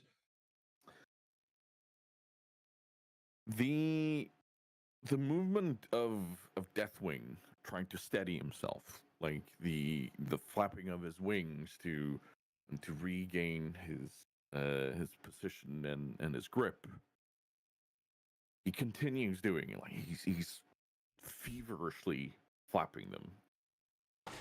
And the winds, like the simple sheer force of the winds that are hitting you. Uh-oh. They are gale force winds right now. Uh-oh. I'm in the air. Yes. Uh-oh. And I'm going to simply have to ask for a strength save in some way, shape, or form. And if you fail, you are being knocked prone. Is that for all of us, even though I'm underneath the dragon? Yes. Even those who have mecha legs. Yes. Mecha legs.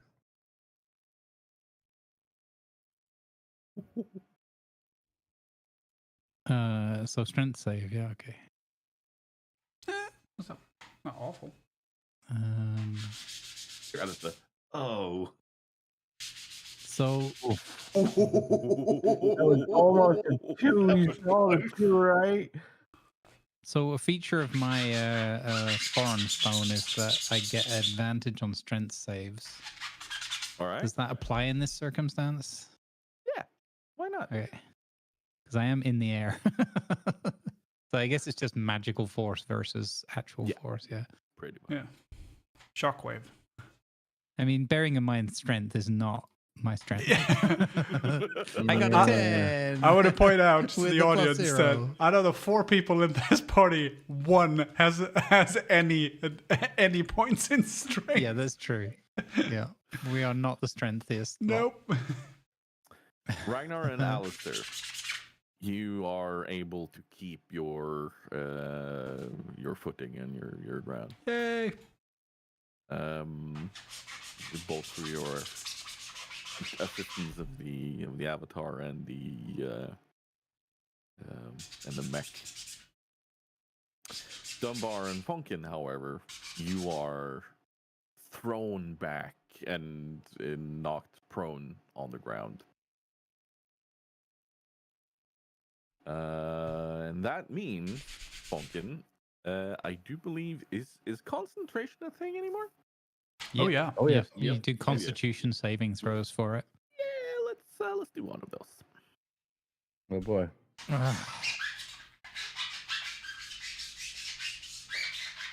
Okay, I got this.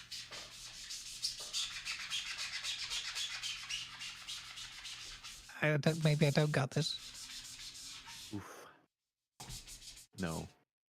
I'm slammed into the You're- rock and then. Yeah. your concentration and your hold on the weave of magic around you is let go, and you can see the tendrils kind of flow away from you. Like they're still there, but Yeah. like you're not able to hold on to them. I think fly requires concentration, doesn't it? He's already not prone. Yeah. Yeah, I'm on the ground. Yeah. I don't know if I've lost it because it was cast from the lodestone. So Oh, yeah. Yeah, but yeah, that's up to fly the is GM. 10-minute concentration. Yeah. Yeah, it's definitely going to be part of your kind of holding on. Okay, to the I mean, spells that's and cool, yeah. everything, So Yeah. All right, Like, then I'm no longer flying.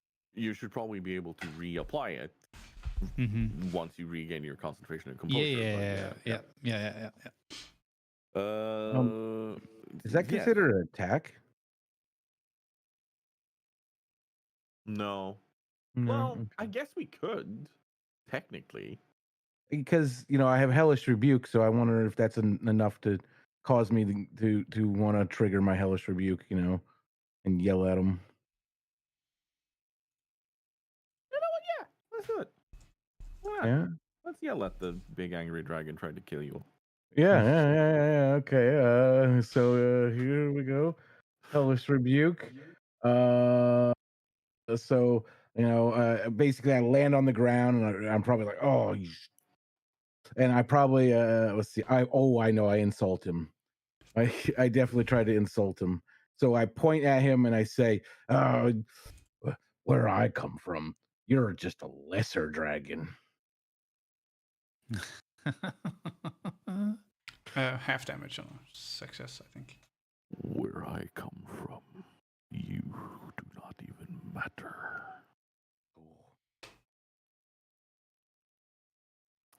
And you're gonna have to roll a save. Does that count as vicious mockery? Is that what he's casting? Pretty much, like in essence, Okay. that's pretty much what he's just done. He's Or is he just dragging making the fun tone of Dunbar? What save I need to do? Constitution? No. This is pretty much just gonna be a wisdom save, honestly, because he is hitting you in the mind with his. Okay. Oh. Dunbar's like, well, or the reply you give him. Case of Dunbar's like, well, you've got to find my mind first. But actually, That probably still did you damage anyway, because it only it still does half as much, right? So I'm gonna give you a serious question here. Do you really think your hellish rebuke had any effect on Deathwing? hey, 5 damage. Oof, that's so much damage. His damage reduction means he actually heals a little bit when you did that. Wait, no, it's 2d10. So actually, wait, I need the roll for that. I didn't even realize. No, you don't. It's fine. Yeah, no, I don't think we're ever going to be in a position where we're like, okay, everyone, good job, we killed the Deathwing. Yeah, come on, we never know. Yes, we do. You're we not hit even him right a in the Achilles Modo. claw. You're like a quasi-Modo. this is why Ragnar's not trying to injure him, because he realizes there's no way he's going to hurt him. He's just trying to eat him off the thing. Yeah. Yeet him.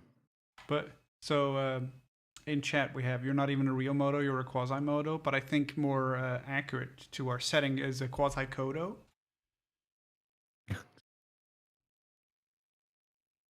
Just because of that joke, I'm gonna go pee. 6 legs Well, and a that big was hump. Being funny, as we're at the 2-hour mark, do we want to pause there for a bit for a coffee break? 'Cause I know this is Grumble's coffee break. Tiger's already gone. Bye, Tiger. Bye, Tiger. Wouldn't it be fun if he comes back and we've all got our BRB screens All on the up? break, yeah. Yeah. Like we didn't even talk to him. Like, I figured, might as well. You not feel that may have a knock-on effect to the next combat round where we all get absolutely trod on? I'm back and there's just this blank party screen of like, re-roll character. Where the heck did all these pianos come It's that piano moving company that just moved in next door. from? Yeah. So that's why there was the comment about is Alistair's mech made out of old Morris Marina.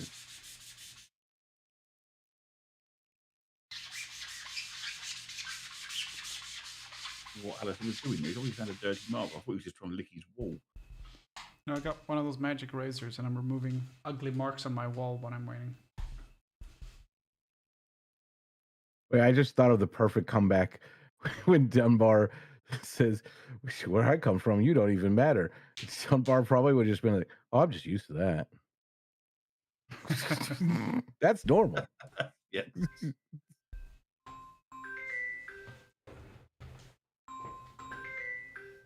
Even though my invisibility spells don't work on this in this realm, people ignore me anyway. People ignore me anyway.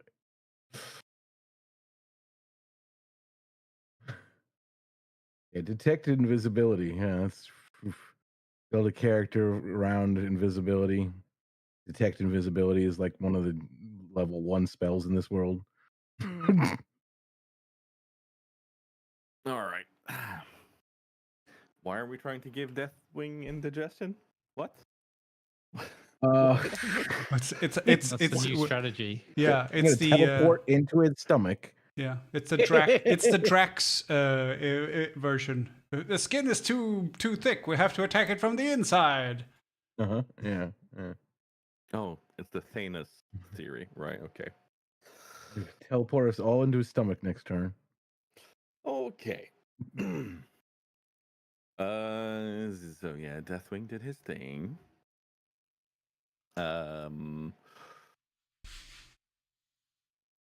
While you are holding on for dear life,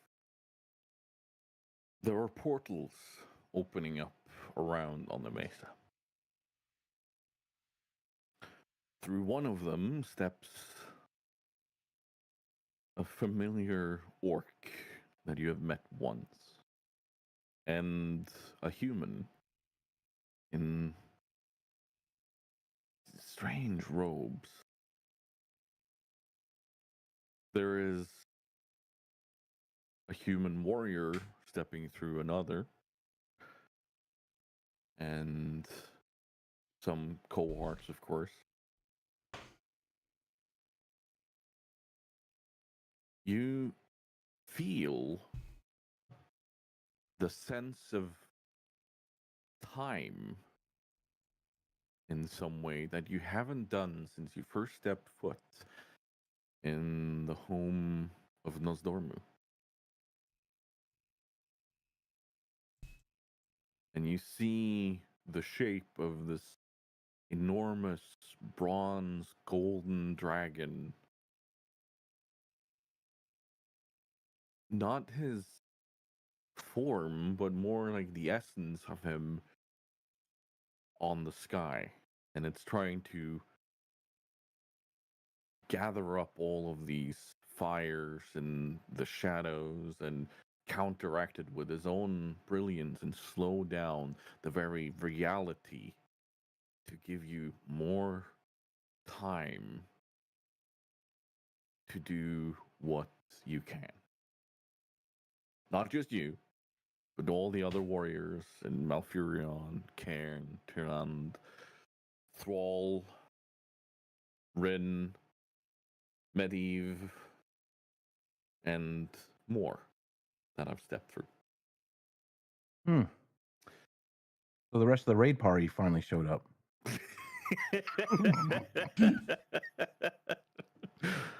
Yeah, we're doing an old school 15-man raid here. You're going to Upper Blackrock Spire. The LFG signal that Grant Fonkin sent off into the skies actually works, does it? They instantly get to work with healing, with saving, with attempting to combat Deathwing in their own way. And Fonkin, eat you. Okay.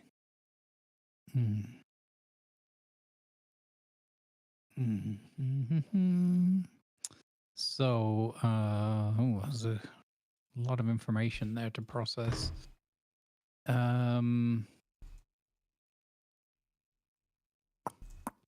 you want to start by getting up on your feet? Right, yeah. First of all, I get up. Yeah. Secondly, I noticed that the ground is sort of sealing up again, so these magma fissures are not as big a threat anymore, not as commonplace, right? Correct. So being on the ground isn't, the worst thing anymore. So because he's thinking, well, maybe it's cool being able to fly, but maybe not against the Titanic-sized dragons. Not the healthiest option. Because it's just one more thing for him to have to think about, I guess. And I want to. So one of the elders was calling out for help, right? Yes, Malfurion. Did they get assistance, or is this what we think has triggered these others? All right, or is there no way to tell? I guess in the heat of the moment. But he looks like he's doing a good job of, or looks like overall the place is being held together. So I think Funkin can, and those that are fleeing, and those that are fighting are trying to fight. So,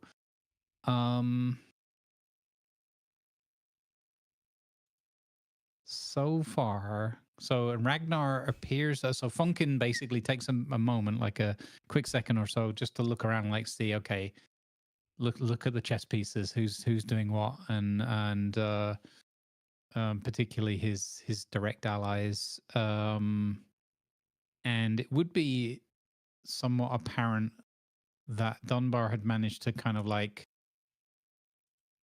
stun him a little bit at first, and also that Ragnar was kind of like, did Ragnar actually manage to shove him a little bit or not? I can't remember. He did. Yeah. He did, right? Okay.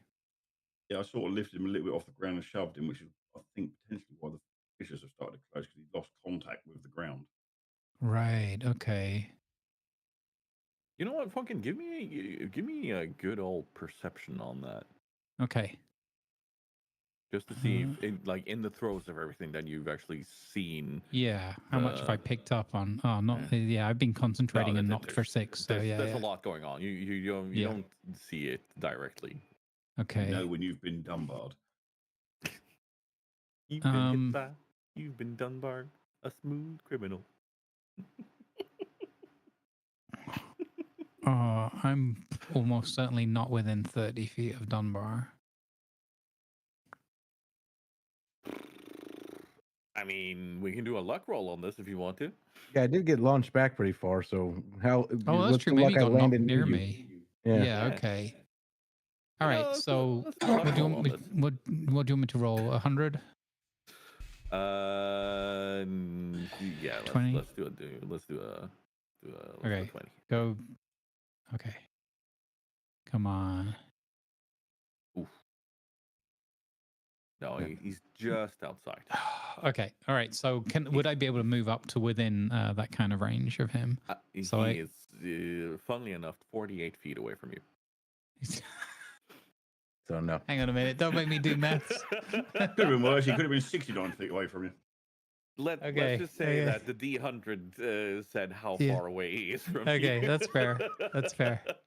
So I'm like trying to get near him, but I don't quite make it. Hang on a minute. No, I do make it. I make it within 30 feet. Okay. Yeah, you only Yeah. I only have 25 feet of movement, so I was just like, hang on, a quick panic maths. Yeah, you're good. Oh, you're good. Yeah, live D&D session maths, not a thing. Okay, so I look at Dunbar and Fonkin exclaim. He says, Dunbar, distract him again. I think Ragnar could maybe push him off the edge. And I go, point my wand. Oh, here, let me get my wand. I got to start using my wand. Hey. I point my wand at Dunbar, and I go, go, Gadget Dunbar. And I cast haste on him. Ooh. Yep. And then with the last couple of feet of my of my movement, I lie down on the floor. So I choose to go prone. Okay. Knock me off my feet once, will you? Fool me once. Well then, Dunbar, make it known that you have haste in your next. How long is it? Next 10 rounds. Holy shit. Yeah. Yeah. Wow. Okay. Damn, dude. Brave of you to assume that you're here this long. I mean, what?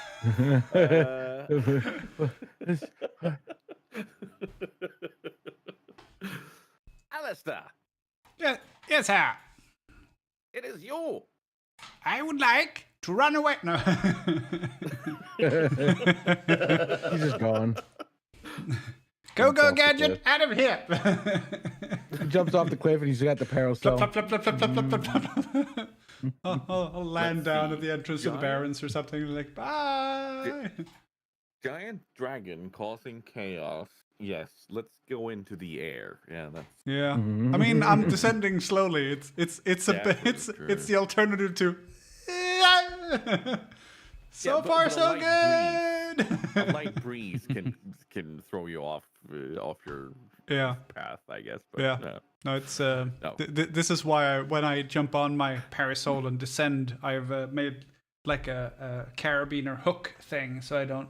Even if I slip, I'm like safety first.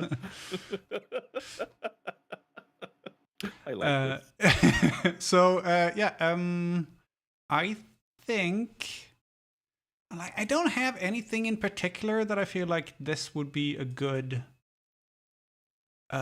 use, other than kind of like sort of distracting. Maybe I don't know if that's helpful, really.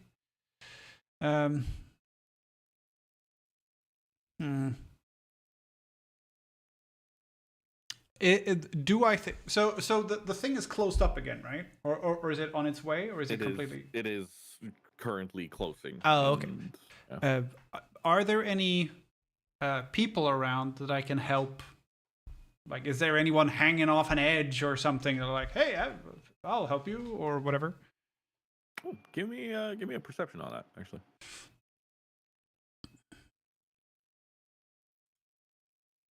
I have a big mech suit, so I figured I could lift people up. Nope, I can't see shit. Nope. 7. However, what you do notice is that Malfuran is calling for help with the vines and roots to hold them. Oh, I'll help him. All right. I'll help the guy with the horns. Mhm. And when I walk up to him, I said, "Good morning." Get out. No, I dead in the eyes and goes, you don't think I've heard that one before. 10,000 years in the Emerald Dream, and the puns are still the same. So yeah, Goes time strike. I run over to Malfurion, and I try to help him somehow. Yep. Give me an Arcana on your mech suit to help him with holding on to the vines and roots. Oh, Hey, so close to tipping over to a 20 there. Oh Mm. my god. Looked as if Ow. Well, Yeah, 21 no, is still you, good. 27 would have been better, but 21 is still good. Oh yeah, it's still good. You deftly and very easily kind of grab on to these vines and roots that he's gathered, and you help him pull them together, and you like physically can feel the earth closing, and the mesa is holding at the moment. I'm an expert in reconstruction, so that's what we're doing now. Mhm. All right, Monsieur Dunbar. We should technically have had you straight after Funkin with your haste and everything, I think. But you, it's you. What do you want to do? So gonna try to use the haste. I can do a additional action to attack only. Correct. So I'm gonna try to do the most distract the most things I can to him at once to cause a distraction, as he said. So I'm going to charge forward as fast as I can at him with my wings. So like I guess since I'm hastened, I probably like take off and you just see my wings go as I fight the push forward towards him. And I on my way, the first thing I do is I yell to my little guy that's trying to grab his feet. I tell him to stab his foot, to like attack his foot. And then now because I'm at the new level, I can actually shoot 2 Eldritch Blasts. So on my way flying there, I'm going to, and I'm moving fast enough that I'm hoping that I can kind of keep up with the Eldritch Blasts a little bit. So I want to, where's my Eldritch Blast? And 2 of those. So yeah, I'm going to fire 2 of those because of my new level. And Ooh. and so while he's attacking the foot and these 2 blasts are coming in, I want to then, as I'm coming in right at his schnoz where these blasts I aimed at are, I want to then come in with my hex blade and bat really hard against his face, like a side swing bat. Okay. And let me roll for that. What did I just do with that sheet? There's so many tabs open right now. Where is my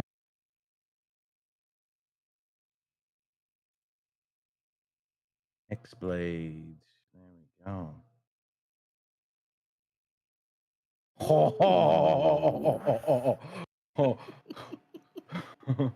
Like I said, so much attacks coming at him all at once, just coming in, and like the blast probably hit him, and then right behind as he's getting like the flash of the blast, it's just me.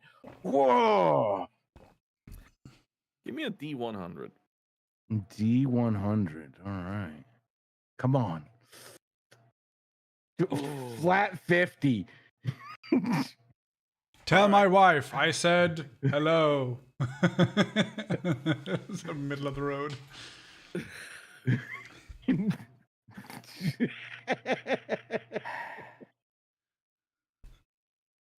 A Steinway hits Alistair. No. A suddenly very large "Get Out" sign stands up for Alistair. Yeah. Do you need to roll for your little guy? Damage. That sounds so wrong. The little guy. Yes. It says I roll with my magic attack. What is that? So that's my charisma. So I just roll a charisma die? What is it for? Magic attack. It just says magic attack. Yeah, which spell I'm on about? So with the Altered Spectre, he uses temporary hit points. Who cares about that? But he's like, if he gets stepped on, he's dead anyway.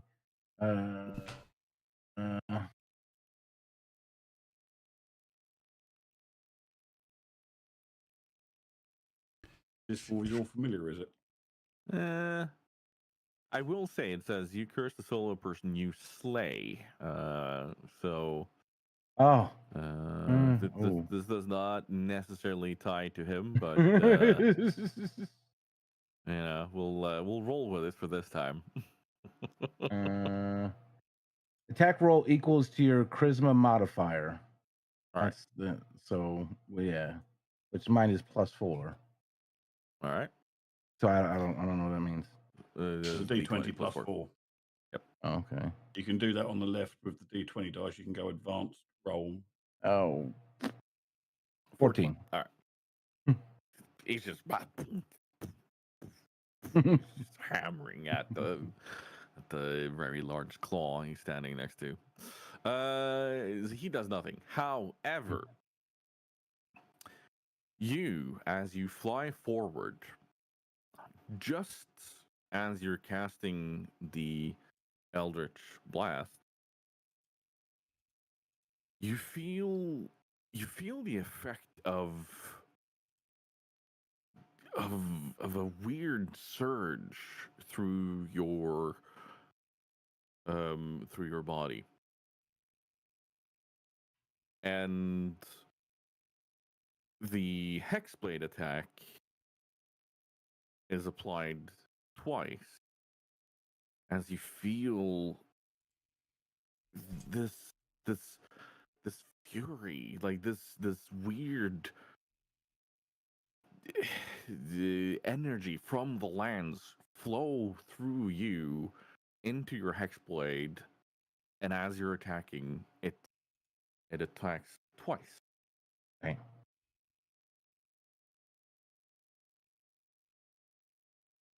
He just got smacked with everything. Yes, you did. give me a total on the damage that you're doing here. All right, and then let's do that. Oh my goodness, these are like my best rolls ever. Oh my god. I did what? 28, 38, 47 damage. All right. Okay. Okay. And my little Tauren friend, nothing. He's a distraction. He's quite literally an ankle biter right now. Throw away his hammer. Trying to find a bit of loose skin he can numb down on. I'll be honest, I did not expect that to inflict as much damage as it did. Yeah. But here we are. There is a slew of spells and everything hitting Deathwing right now. Ragnar, it is you. Because obviously I'm engaged in trying to physically lift and push this creature off. Would I realise that stuff is closing up around me and gradually things are slightly improving, or wouldn't I? Give me a perception on that. Oh. Yeah, like you have a very clear idea and thought that yes, the things are actually improving around you. Okay, well, realising that things were improving, then he's just going to continue what he's doing, which is with his shield and hammer underneath, trying to physically push and lift Deathwing off the ground so that he can't make contact with the ground and cause these fissures that Ragnar in his mind thinks is what's causing the problem. Is his contact with his claws is splitting this place apart. So he's just going to continue pushing. Go ahead.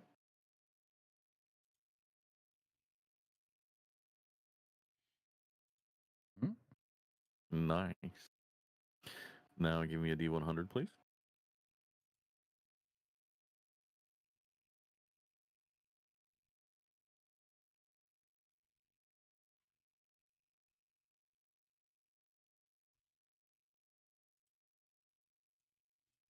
Hit him again.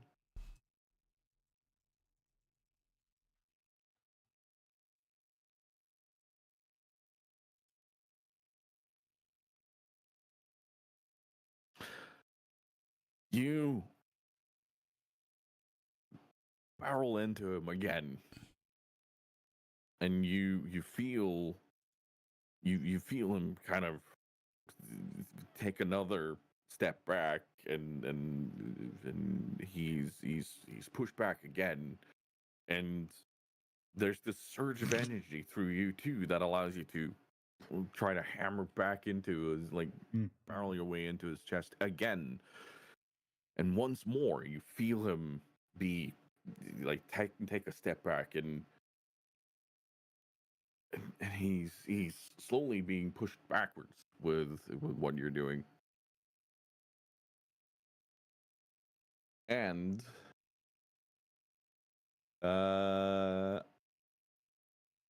give me.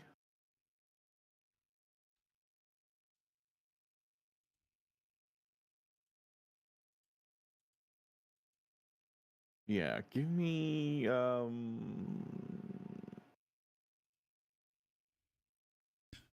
survival roll here.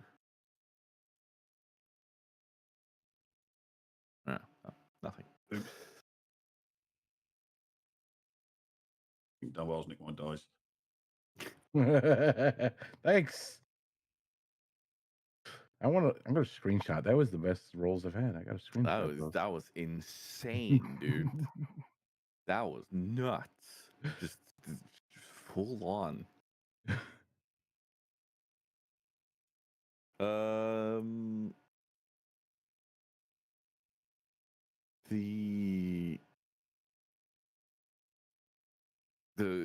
The people around you, Thrall and Medivh and all of these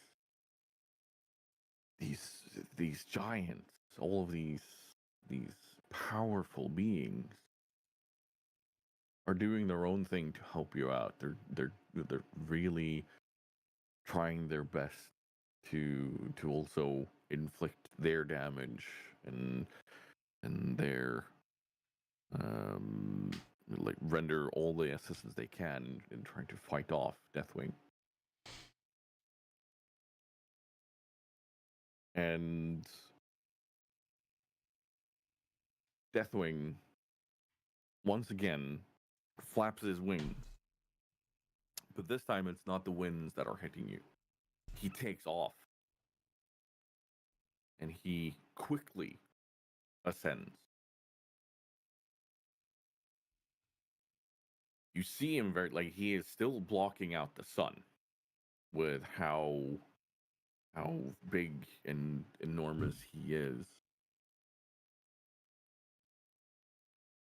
And yeah. I'm going to need a survival check from all of you.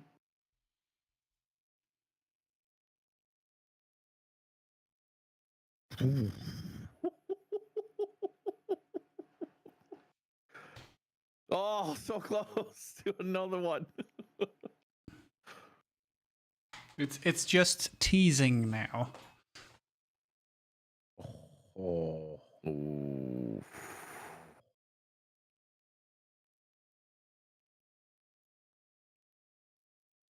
The rumbling that Ragnar heard and sensed earlier in Deathwing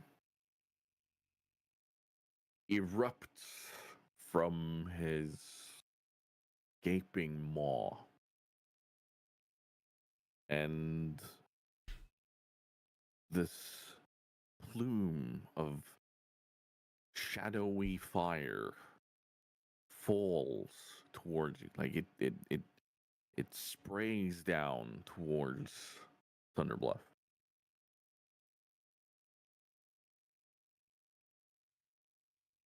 Dunbar is hit square on by it.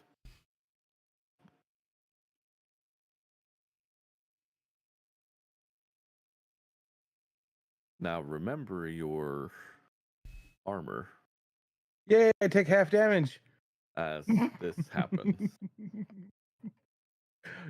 How do you have damage? Oh my goodness, I take 11 damage still. Like, how do you have damage all the dice? 66 could be, it could be a lot worse. Yeah, it could have been worse. I mean, you could have gotten lucky and succeeded there, and that would have been half or quarter damage, just so that's said. But yeah, no, you you got full on hit there, which means all of you others also take 11 damage. It's half on success. Oh wow, okay. And we all failed. No. Yeah. All of you succeeded. Oh, okay. That's good. Apart from Dunbar, who failed but succeeded Yeah. because of his armor. Funkin is not happy. Because my contract skills. Oh god. He's contractually obliged to take half damage regardless.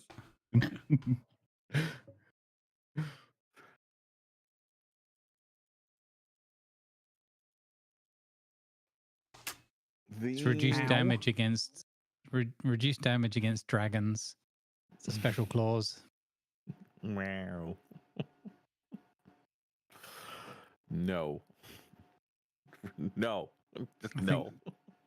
Funkin just like he's lying on the floor, but he still feels this impact, and then he just leans to one side and like spits some blood out on the floor next to him.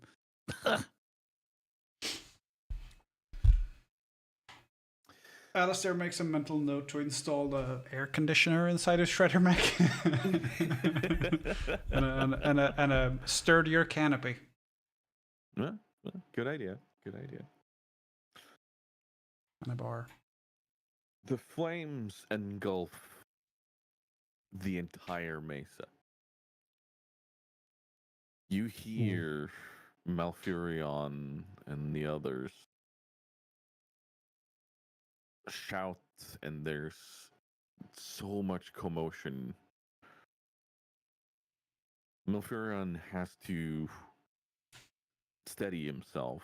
So does Cairn and all the others. And you can see them all doing their very best to hold the mesa together as the cracks are reappearing and everything tumbles.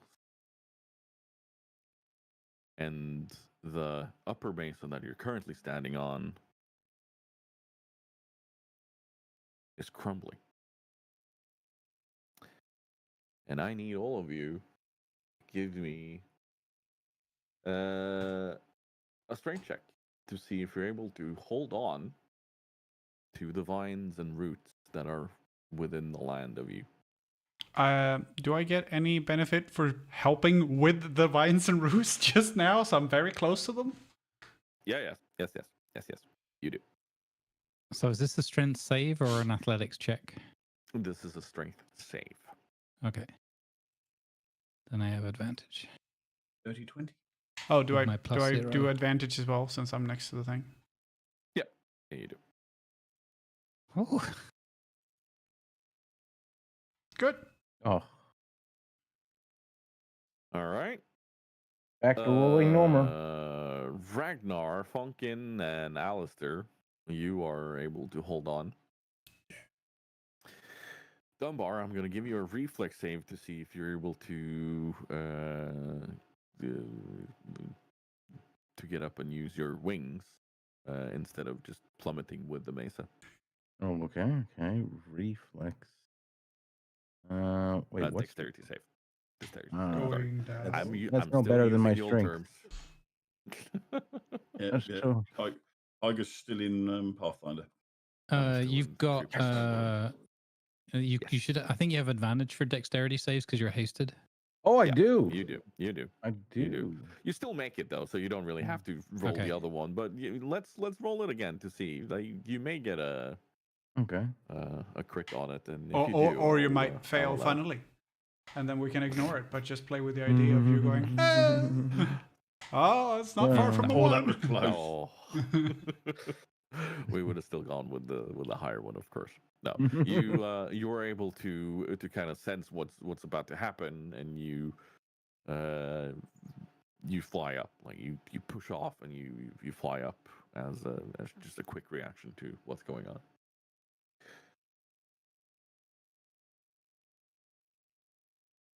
With I can't seem to drag my token onto the map for some reason. No, weird. It doesn't really matter. Like, it's going to be okay to have, but it's not going to be the biggest way of tracking. We're mostly going to stay in this scene anyway, for my sake. The mesa collapses, but with everyone holding on, it's not just in a catastrophic collapse. You are able to guide people off and get down on the second the second mesa, the second floor of this, if you will. That is one step down. People are already trying to shuffle away and get out of here, and the lifts have stopped, but the very clever Taurans, in their knowledge and foresight, have utilized the rope bridges and everything that go over to the other rises. They are making them into ladders that go all the way down, so people are able to climb down. It's not a very fun climb, but it's better than jumping off the side of Thunder Bluff. Mm-hmm. Priests and magic users are trying to do their best to give people featherfall and other things, but it is pure chaos. And Deathwing is up in the air and circling. The shadow of him is simply looming over the city.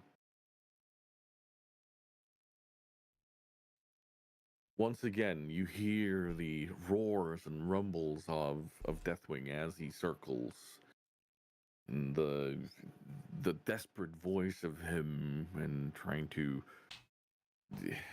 gain some sort of sanity control of himself and some sort of composure.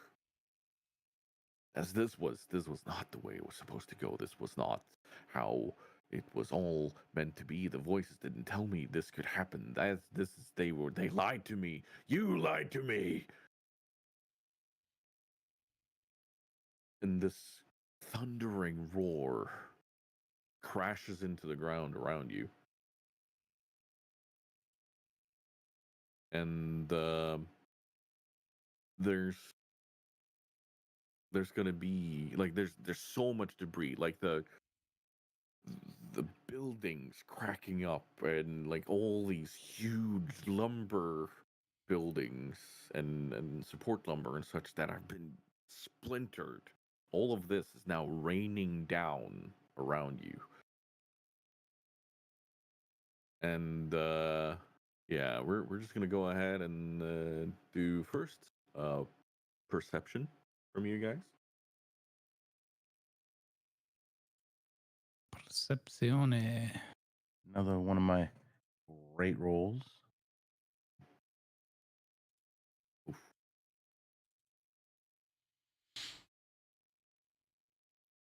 Oh wow. No one did well.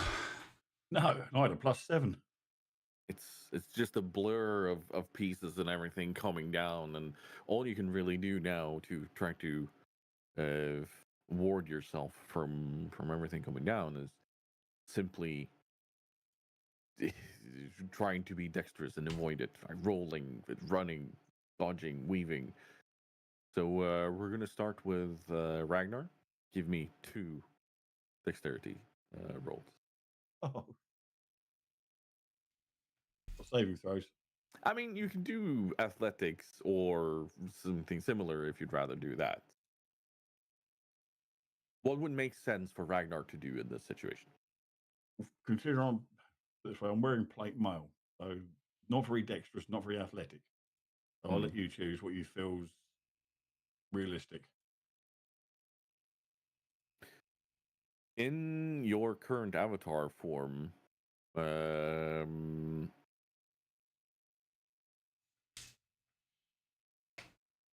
I will grant you 1 specific ability you can do at this moment, but it's going to rely on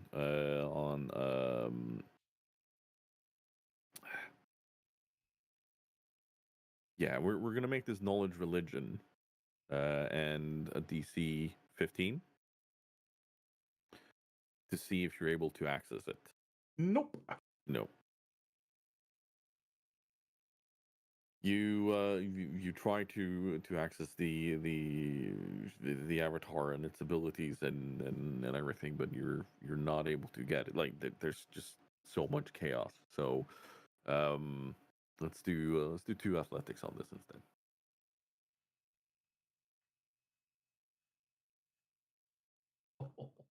Painful.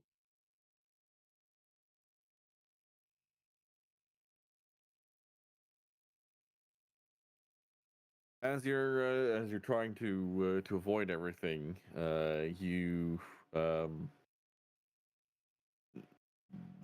Head is first into a Steinway. weird. There's a piano standing around here that you barrel into. No, no,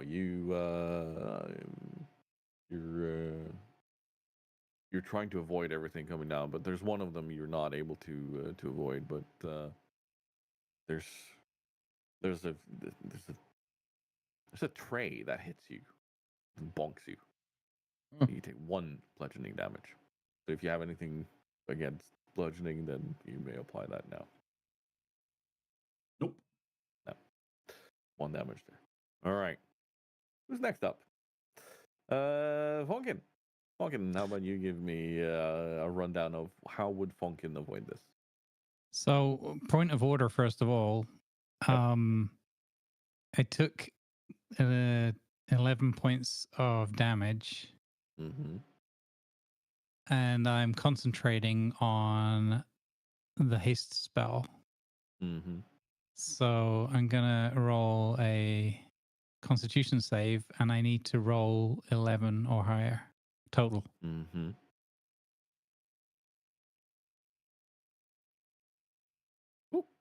Oh, thank goodness. Okay. Dunbar, you're still hasted. You're good. So Get this dragon. okay, and now so there's all this debris and everything flying around, so it's just basically like objects everywhere and Yeah. physical threat, right? Okay. Yep. I think Fonkin I mean, so firstly he just spat some blood out. He took a really heavy hit, and it's not what he's built for. So he's like, wait, time out. I need a pint of sherry or something. And he casts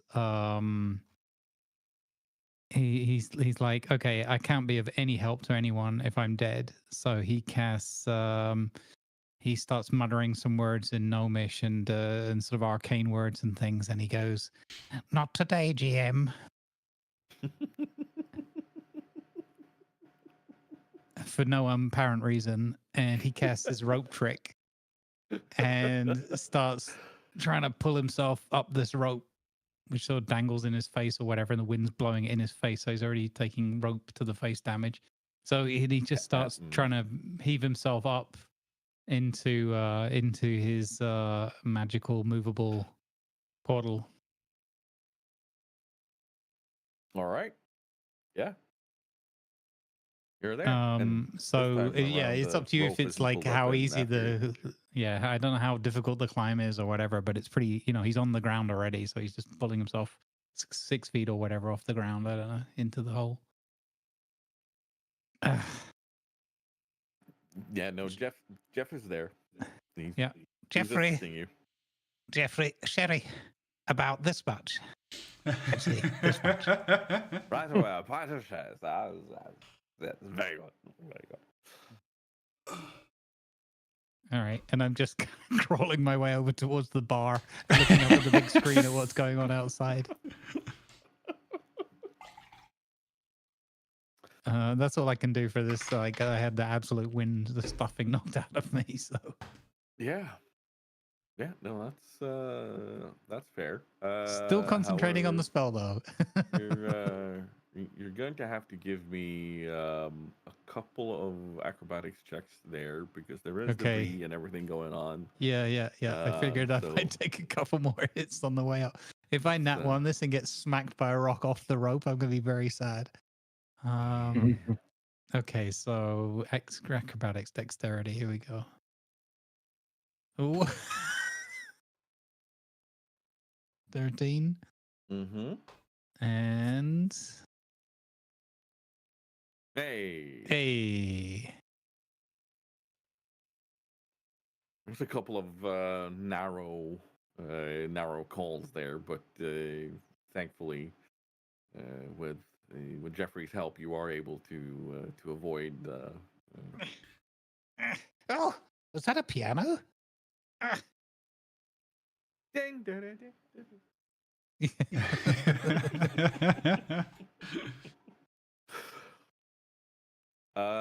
Yeah. know, the closer it gets, the more it looks like a piano.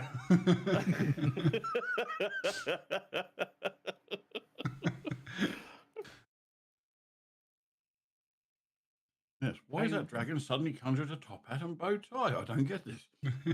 I wonder if he'll be friends with me. Alistair. Mm-hmm. How would it make sense for Alistair to avoid all the falling debris and everything going on? I mean, I feel like I'm fairly safe in my shredder mech thing, but Yeah. I don't know if I want to test that. So we've already established that the mech folds up, right? You mentioned that it becomes like a backpacky thing. Yep. So I think I will. I'll just do a doot doot, click the thing, and then fall out the back hatch while it's folding up, and then I land and then backpack. And then I would like to jump into my like my own rope trick, and then go like, Okay. aha! But instead of doing the with the backpack on, I'll just go, you know, with my new ring of jumping, I'll just go, ha, twang, into the rope trick. All right. Let's start with doing a couple of acrobatics there to see if you're able to avoid everything going on while you're trying to do this. Acrobatics, I'm shit at that. Let's see.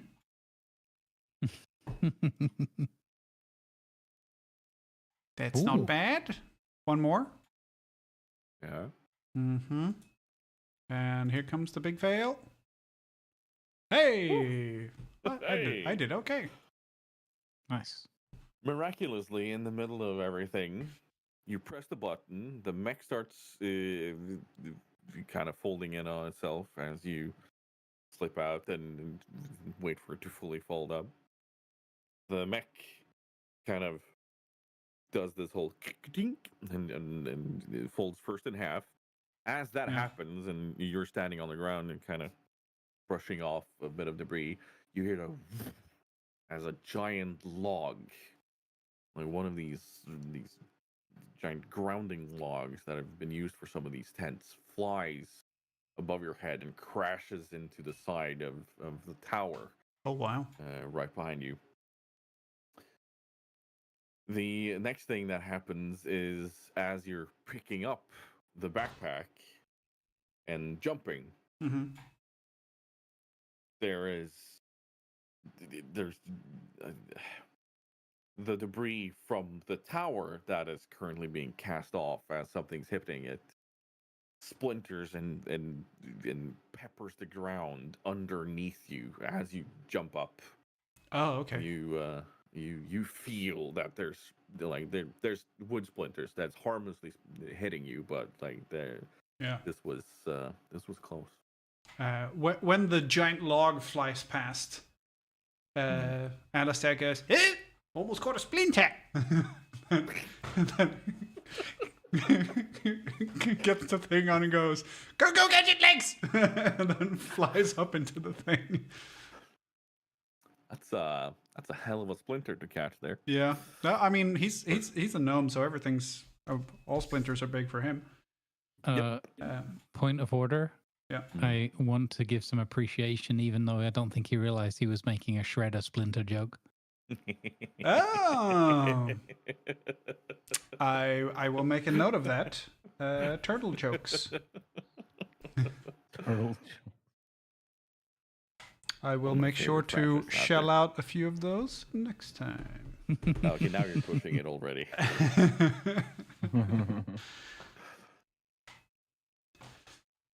I was gonna make a Tell me. "Don't tell me what to say" and then make it up with like a Donatello thing, but I'm not gonna do that. But I was literally about to say, don't make me a Donatello again.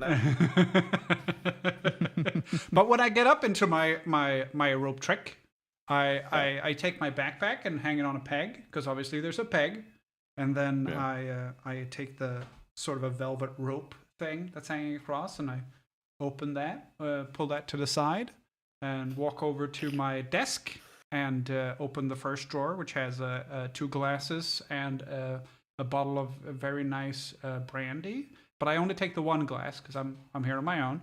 And then I start really just going through paperwork, because I haven't been here in a couple of days. So it's, I have stuff to do. As you sit down, you hear Come in. there's a knock on the door.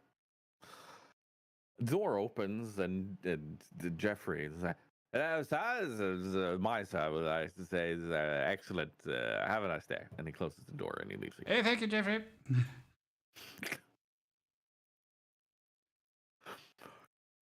And I do believe we have 1 person left that needs to do the dodging and the weaving and the escapifying. Mr. Dunbar. I don't think Dunbar would be done with the dragon. He just super barraged him and saw him take off, and Dunbar sitting there going, "You dare run away?" Like he, in his head, he's actually doing damage. You dare run away?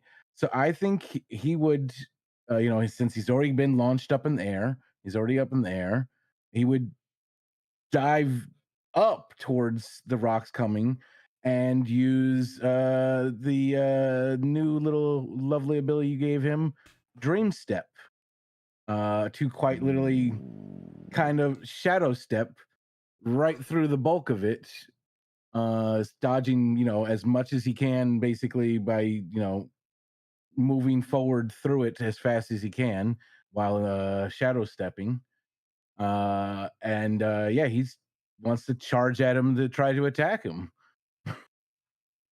All right. I like the idea of Dunbar going Dream Step and then ending up in one of the rope tricks going, "Hey, you got a spare chair?" And like, "Oh, I do have a spare glass here."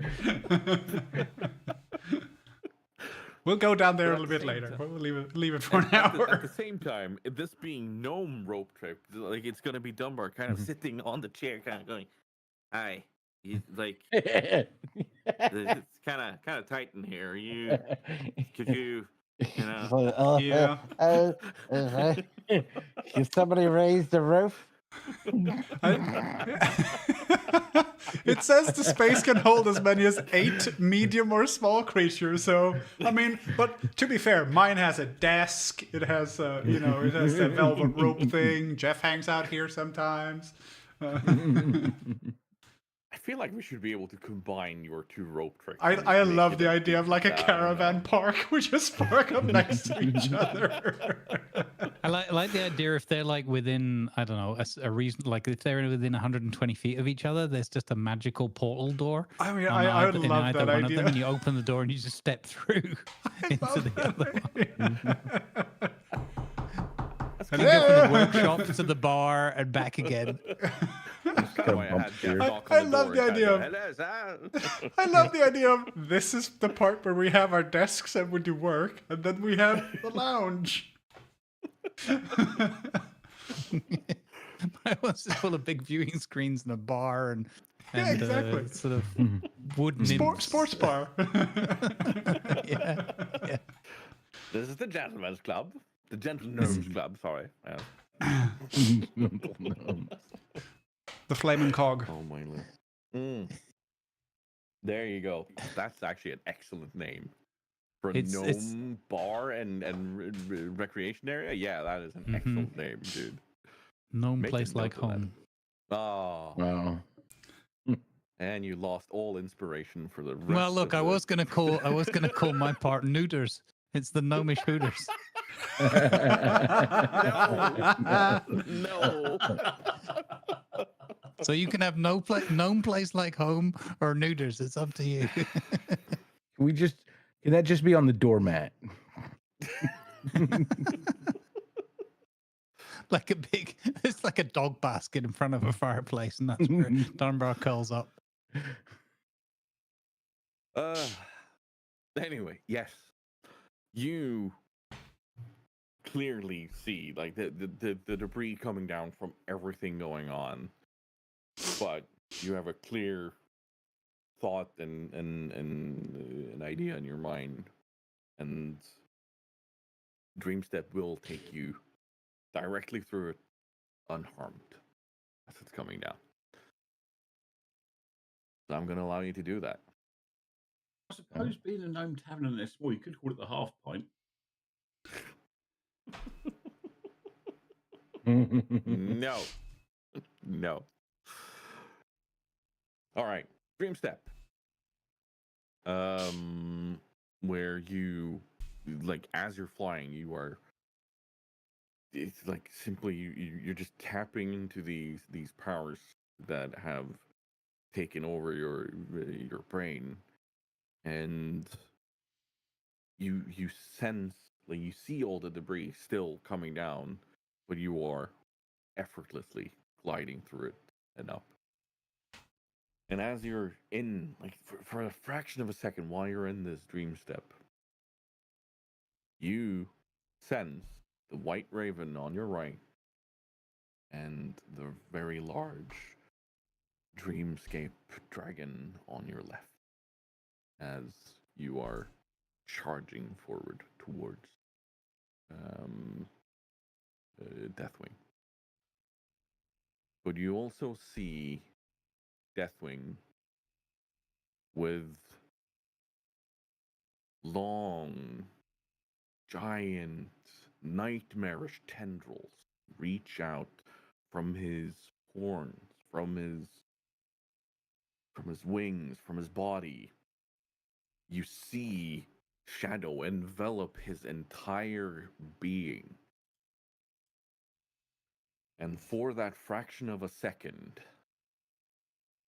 you hear 1,000 voices of Deathwing scream into your mind.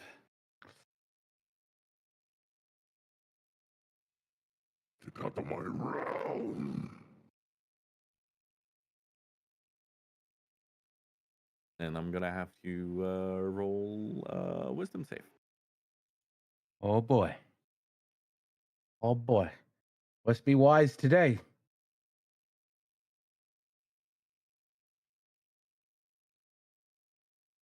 Oof. Mm. Not that bad. Not that bad. Better than a 12. You take 6 psychic damage.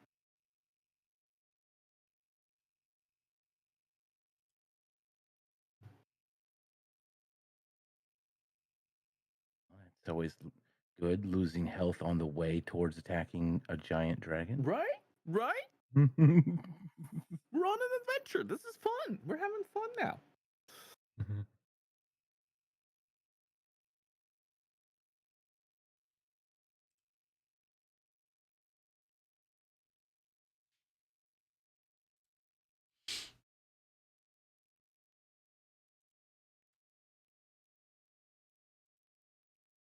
Deathwing hurtles his way down towards you. Oh boy. He fully flaps his wings and starts diving towards you. As he's doing this, he opens his mouth, and once again you see this plume of fire and shadow and death spiraling downwards towards the ground.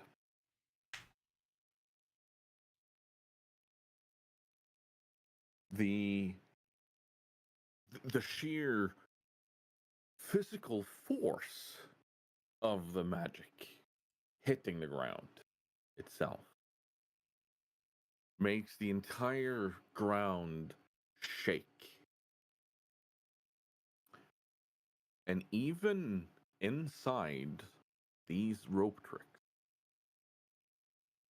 even inside these safe havens, you feel trembling. Like there's this tremoring force that is emanating throughout the entire being of this world.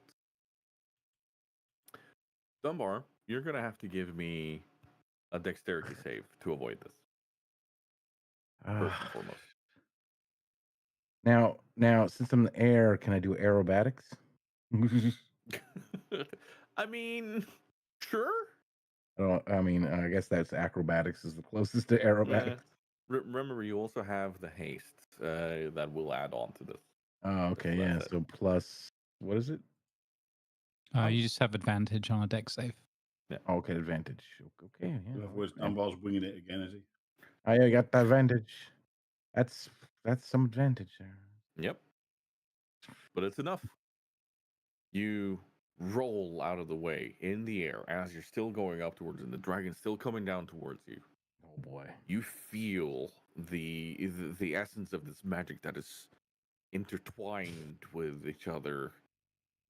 Like it rushes past you, intense, and like you feel the heat, but you also feel this weird cold sensation as the death magic of this breath weapon hurtles past you. But you feel these shadow tendrils try to pick at you as you roll away. Like it just leaves this tiny sensation of pins and needles in you, but no damage to you. For those of you down on the ground or near the ground, we're gonna start with Ragnar. You're gonna give me a Constitution save.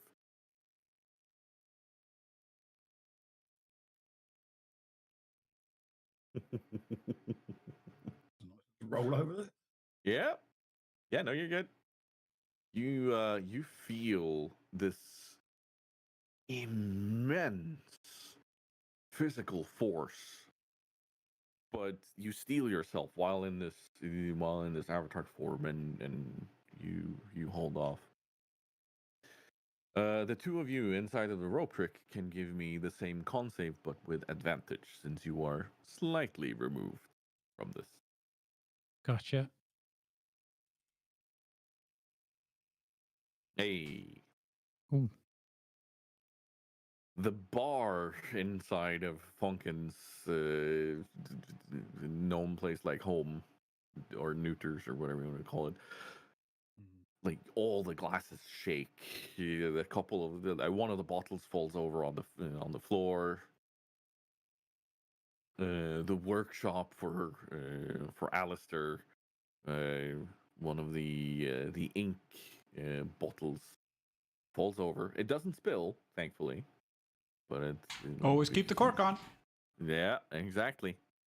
You're diligent there. You've had too many accidents already, but it falls over, and like there's like you hear your desk and all of the things. Like even if it's supposed to be magic, you hear it creaking as if it's giving way to something. That is the immense force of what's going on. I right the inkwell up again, and I yell at the entrance, "Keep it down out there!"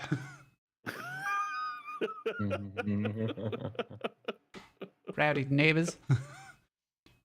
In my mind, it's, if you go with me on this one, do you know the Hell Let Loose, the Germans win meme with the girl doing her makeup and there's an earthquake? Because upstairs in the cutaway scene, there's the German, that movie with the French movie with the German officers going on chairs around the did singing Erica. Yeah, so that's basically what's going on in Funkin's bar right now. So all the tumblers are all shaking, glasses and plaques are falling off the wall.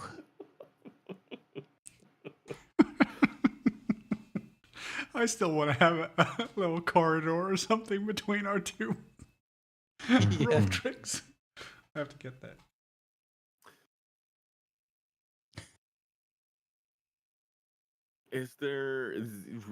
Right? Yeah. Now we can continue on with the actual actions and not just the reactions of what's going on here. So let's start with Dunbar since you're up there. Since I'm up there, Yeah. I would want to rush at him and do the. I'm gonna call it the Dunbar barrage. This is exactly what I did before. Dumbarrage. The Dunbar barrage. Dumbarrage. A The dumb barrage, Dumbarrage.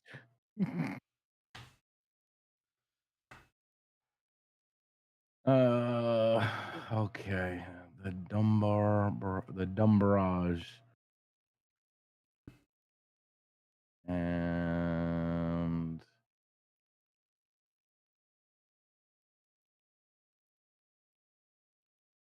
Ooh. Wow. the Dunbar barrage is a good one. And then the Hexblade once. No. The Eldritch Blasts at least impact. So give me damage on those, please.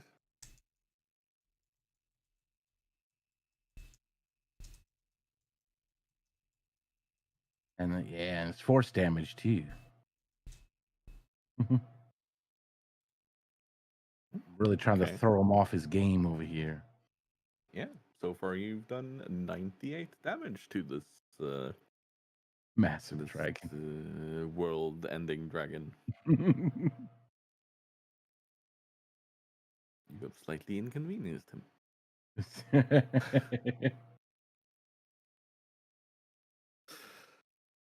No,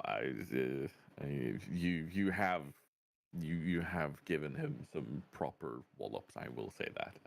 We're not gonna try to just play this off as if it's nothing. But yeah.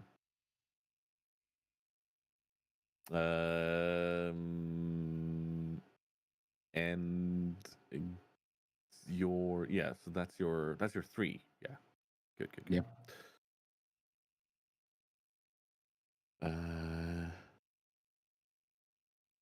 I think it's time for Funkin'.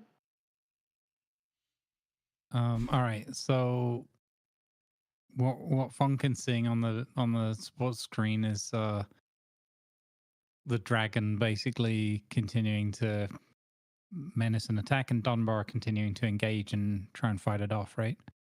Yep. Okay.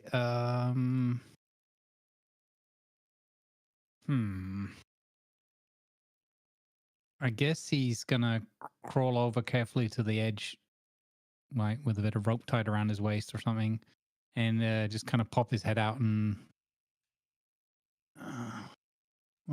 He's got to get a better view. Yeah, he needs to kind of lean out to the side and like see stuff to like cast spells or whatever.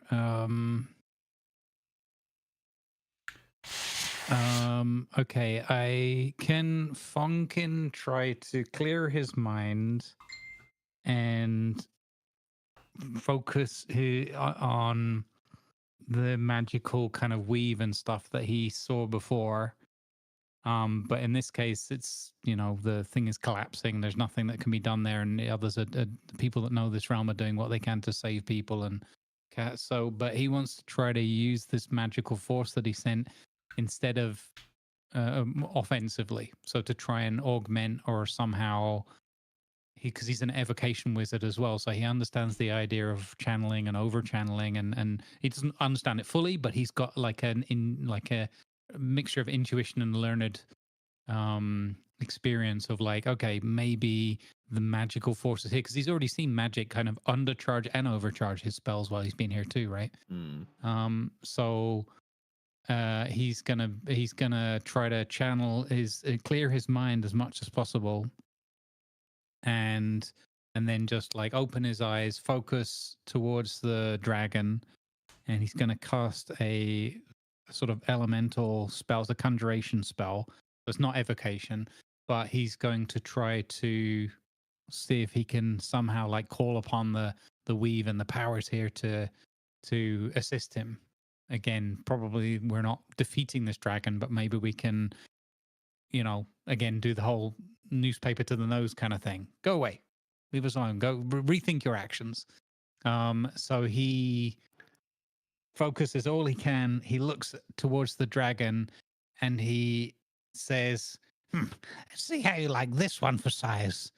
I've dealt with angry kittens like you before." And he points his wand, and he casts tidal wave to the tune of the Beach Boys Wipeout starts playing somehow over the air. And a giant illusory spray bottle appears and goes tss, tss, tss, tss. But it's actually the force of a tidal wave, but it's just like spraying the cat. Bad dragon. Hold on. I don't know if you can knock it prone. And on the side it says Tai Shun. Get out. It's a brand name. Luckily, the water should put out all the flames. Doc, to answer you, no, it would not count as a giant. Yeah. That is Yeah, the that's what specific racial type of giant. Yeah, which I thought it was the way it was. Yeah, I was just wanting to double check that. Good to keep in mind, though, if you come across a giant dragon, or a dragon giant, or depending on how you see it, it's not a bad idea. Yeah, I'm still going to do what I've said, but I just wanted to just check. Yeah. Funkin, Mm-hmm. let's start by checking your robes. How they I was going to behave. say, he's full on, like he's going for it here. So Oh yeah.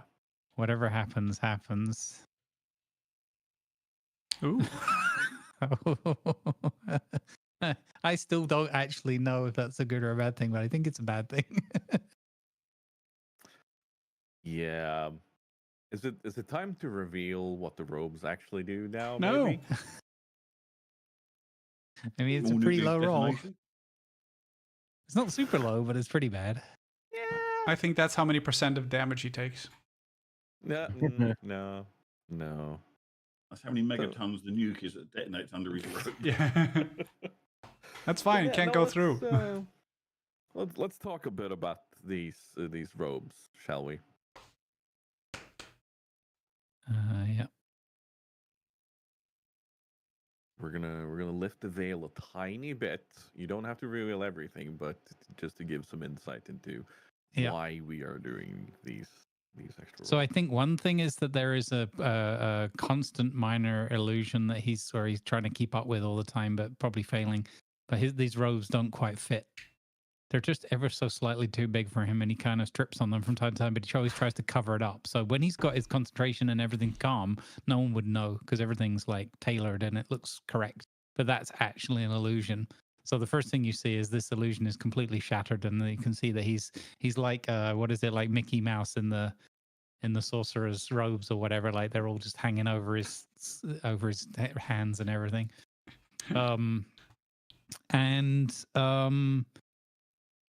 Essentially, if Funkin kind of, I don't know, he's just trying a little bit too hard, or he's having an off day, or something distracts him mid casting, anything like that,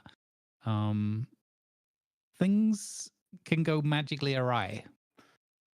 Yes. And that will manifest itself in all manner of ways.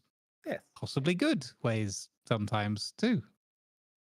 And right now, with the combined spell casting and magic being applied by all of these enormous forces, with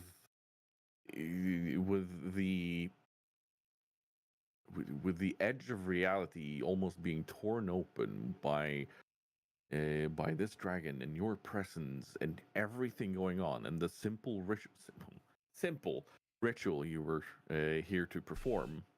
Mm-hmm. the tidal wave that you are casting, your mind is ripped back to the moment in Thousand Needles. As the wall collapses, as the seawall comes crashing in.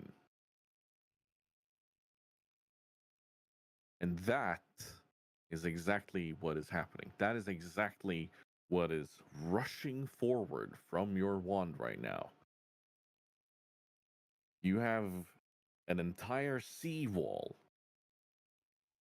just like a tsunami rushing forward towards Deathwing. But not just Deathwing. Let's be fair. This is a giant seawall that is doing its thing. Yeah. There are some friendlies getting wet. So I like the idea right in the moment, Funkin's like just finishing and like this releasing the spell. He's expecting this kind of from the spray bottle, but it's more like if you ever turn on a garden hose and you don't realize it's not the last person that used it left it on like full blast or whatever. So it's a bit like that. And Funkin, he's like, there's this real split second of like, oh no, and he kind of like sees the robes like flare up a little bit and his hair goes crazy because he's like terrified of what could happen. And instead of the spray bottle, he hears God.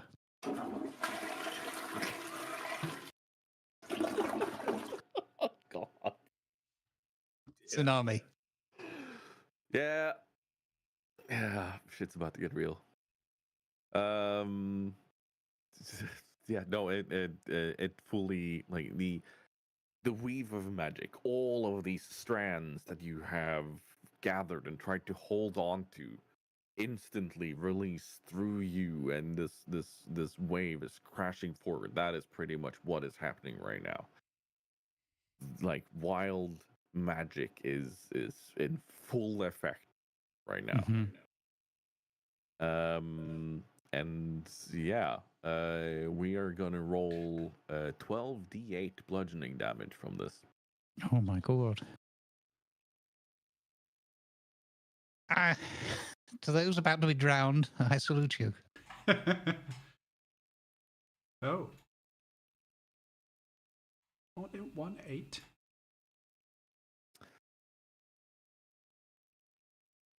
Yeah, fair to middling rolls. Yeah. Yeah. Just gonna note this down here.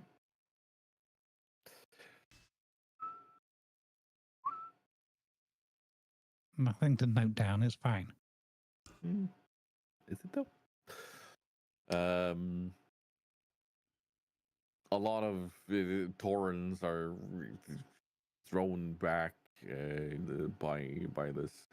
The force of the water is crashing forwards, and as it connects with Deathwing, Right, you see on one of your screens this enormous plume of steam as his fires are instantly vaporizing all of the water that is going on. And he's crashing through this wall of water that starts, like, it rains down harmlessly around you after everything going on, but because of this wall of water that hit him, he, instead of impacting with the earth, he swerves, and he has to take another round around the old mesa.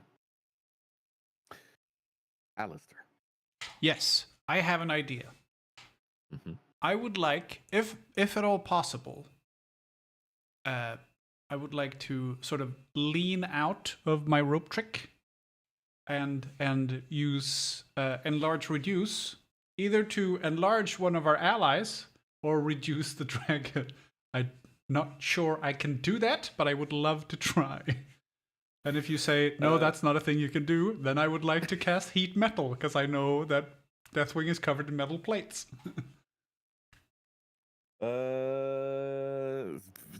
You do not get the sense that you can do anything to Deathwing. Okay, But you can definitely help your allies. cool. That is definitely something you can do.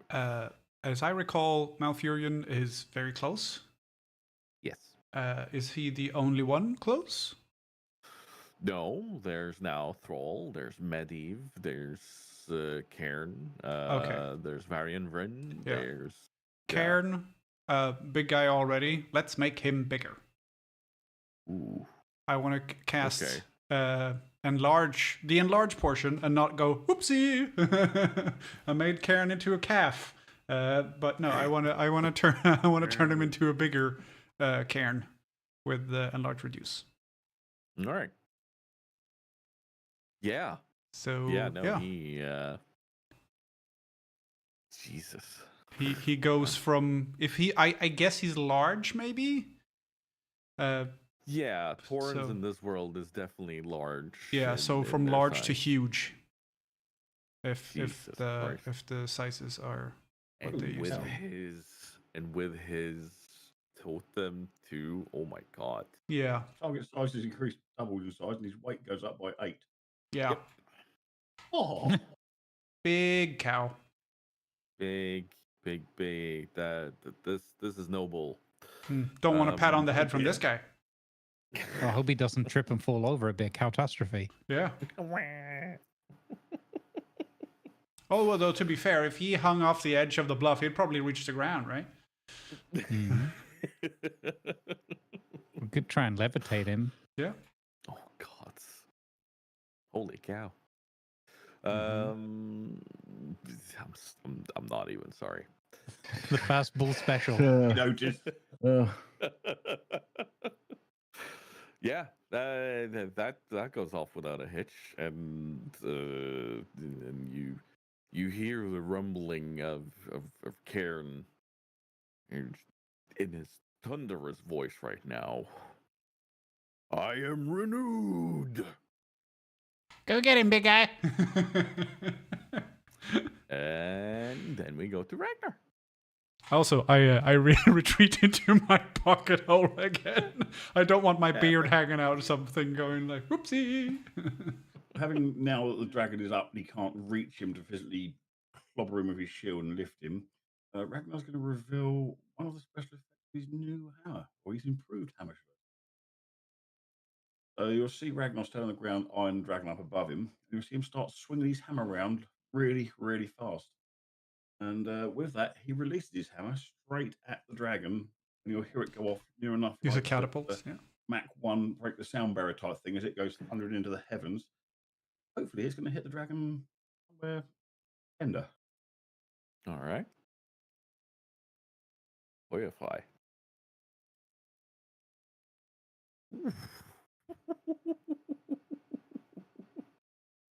Yep.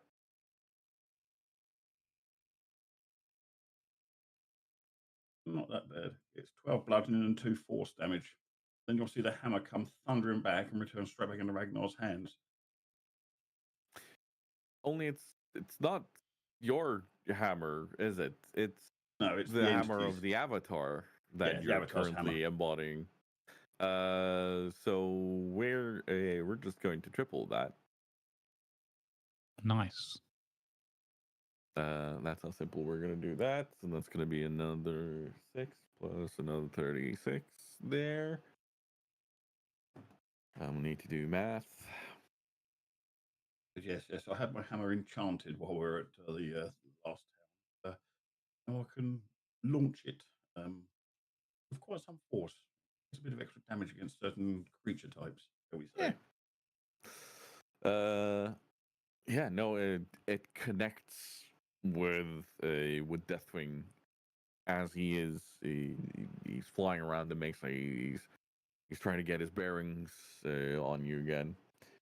And I'm gonna do a little bit of a roll for him here.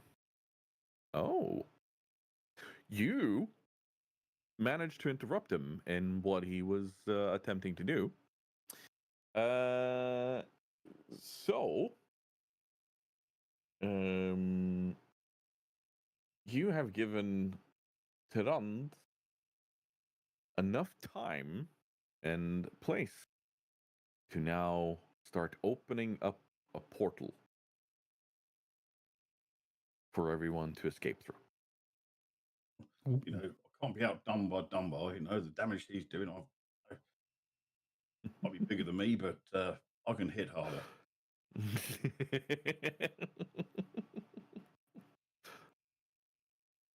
Dunbar's been hit with a sleep potion, it seems. Yes. I think the sleep spell may have hit Dunbar. Are you okay, Damien? Yeah. You sure? Yeah. Struggling there, fella. Okay. We are getting closer to the end of the session. So if you're able to hang on for a little bit longer, I'm good. we're I'm gonna good. okay, thank you. Yeah. Instead of having to bear the brunt of another dragon attack, she is able to make this portal and not be under constant barrage. And you all are being called, like your minds are being dragged toward this portal. Like there's a certain calling towards safety.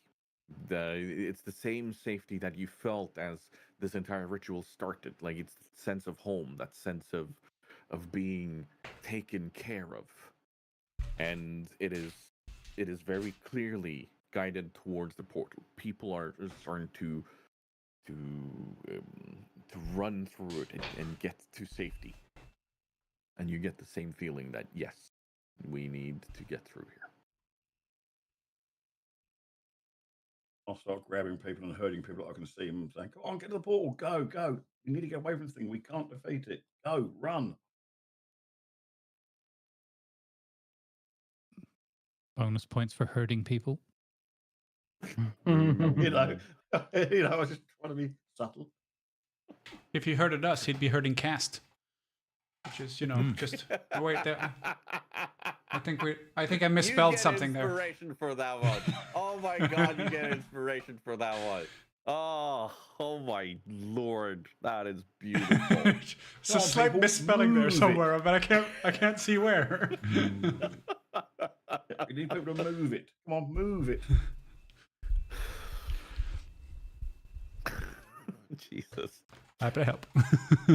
The portal opens, and Deathwing turns in the air. He bears his chest that you can now see is being almost riveted together. Like there's metal plates trying to hold on to his very being so it doesn't split open. You see the fires within his own soul burst forward. It's a mix between the essences of death, but also shadow and fire that is trying to pour forward.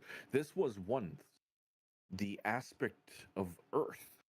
He was once the aspect of Earth.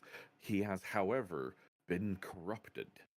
There is something that you can clearly see that is bursting forth from his very being, and the metal plate that Ragnar cracked on the side.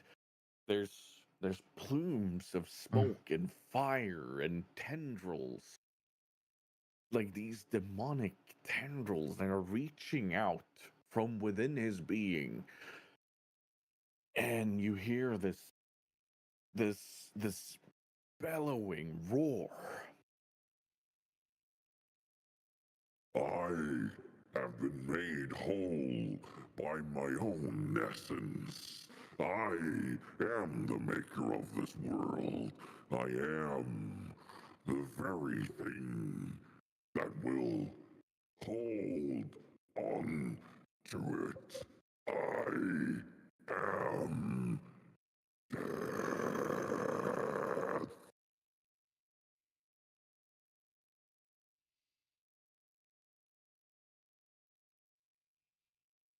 time stops, seemingly. The wave of force and fire, you see demonic faces within the smoke rolling towards you. You see the faces of people that have attempted to hurt you before. You get an overwhelming sense of dread as this rolls towards you.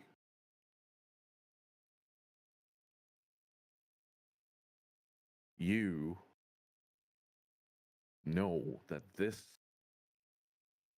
is the end of the world here as you know it. This is the very start of what will be the end times of Cataclysm. You only have one way to safety.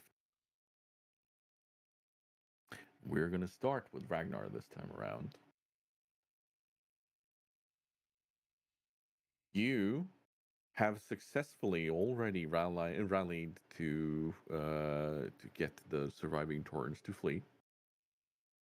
That in and of itself is going to give you an advantage on the 3 checks I need from you. There's an overwhelming heat from Deathwing right now.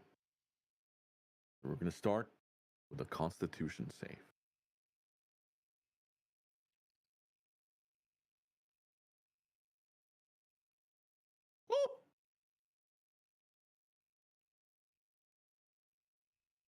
The avatar that you are currently in and controlling shields itself from this heat. It is harmlessly deflecting this entire heat with its shield. You see that it's just dissipating. It's crashing into this enormous shield that your avatar is holding. And the force of this, you feel as if there's a set of very big hands holding onto your shoulder, and you get a presence in your mind that until this point has been pretty much just like answers to prayers. You know, when you pray to your God, you pray, but this time you hear the voice and presence of your God directly in your mind. Flee now. And you will have advantage on your acrobatics as you run towards the portal.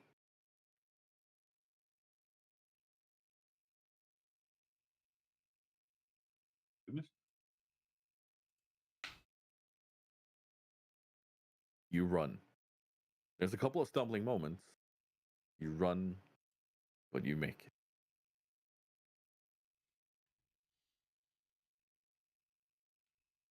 Dunbar. It is you. The 2 beings that you've already seen right next to you in the shape of this white raven and the 3 aspect dragon,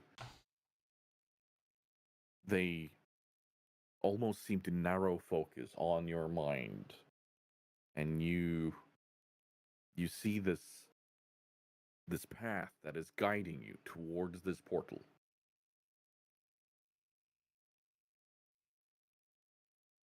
We're gonna need you to roll an acrobatics to find this path and guide yourself in with your flying. Okay. Yeah. Guide myself in. Advantage on this, by the way. Do the loop-de-loops and the barn burner and all those other weird moves. Buzz the tower. Yeah. Definitely.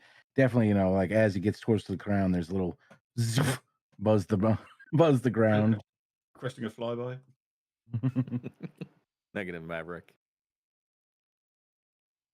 Oh. You are in the stream. You are following the path. But as you are about to try to follow it and it tries to guide you through the portal, you manage to hit some of the debris that is currently like it's just the winds, everything that is going on with the heat and just this immense pressure. It knocks you slightly off and you tumble to the ground. And you are going to take 5 damage on that one. Oh. It's not as bad as the salt flats scrape, but you know, this definitely hurts. This is gonna leave a bruise. Ugh. Do a barrel roll. Deathwing duck. We crashed into some barrels. That's the closest we get. Yeah, that's what happened. It's not my beer barrel. I don't care what the other barrels he crashes into. Funkin', Mm-hmm. it's you. All right. It's yeah. Jeff is here, being like, Jeff, sir, get us out of here. sir. Yeah. Sir. We should leave, sir. I agree. Floor it. To where, sir? So wait, can we see? Okay, so I look around, and Yep. I see a portal. Yep. Okay. That portal over there. Don't dilly dally, and no stopping for milkshakes. Sir, if I may, I think you're gonna have to run for it. This thing is not fast enough. Ah. Well, I did tell Alistair not to do any tinkering. Fair enough. Yes. Just grab the rope on your way down. You know this. But I think you're gonna have to run. I love yeah, it. so I do sorry, the, I'm completely set on the idea of you hearing a knocking noise, a door opening in the wall, and Alistair coming and asking for a cup of sugar just as you jump out the hole. Can't talk now, fleeing.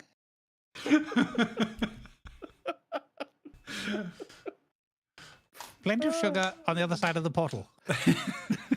And then I just like dive out of the hole, holding onto the rope. So I think it's more like I've got that rope attached to me for safety. So it's more like a dubious abseil kind of thing going on. And as I'm flowing out, I use my magical sporran glows again, and I cast flight on myself and start flying for the exit. All right. I'm trying to. It's too chaotic, but I'm trying to look for like where my allies would be. I know where Alistair is because he just knocked and asked for sugar. You as you kind of swinging down on the rope and you're starting to fly, you see Dunbar hit the ground. Like this is simultaneous. You see him hit the ground and do a bit of a tumble. Like he's right next to the portal, but he did a bit of a tumble, so he's on the ground there. Oh, go Gadget Dunbar! I'm still concentrating on haste for him. I'm trying my best. Oh yeah, wait. I did add the +4 to the. Oh no, it's advantage. I had advantage. Yeah, you had advantage already. I did the calculation, so don't worry. Like you're good. You're good. Still on the ground. Don't be stubborn, Dunbar. It's time to go.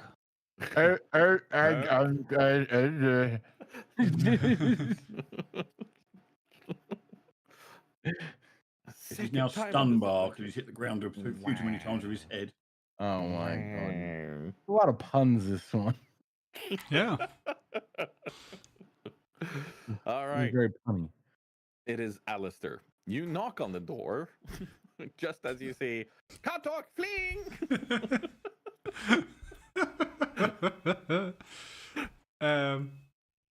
Alistair goes, "Oh, are we off? Oh, okay." Rumbles down.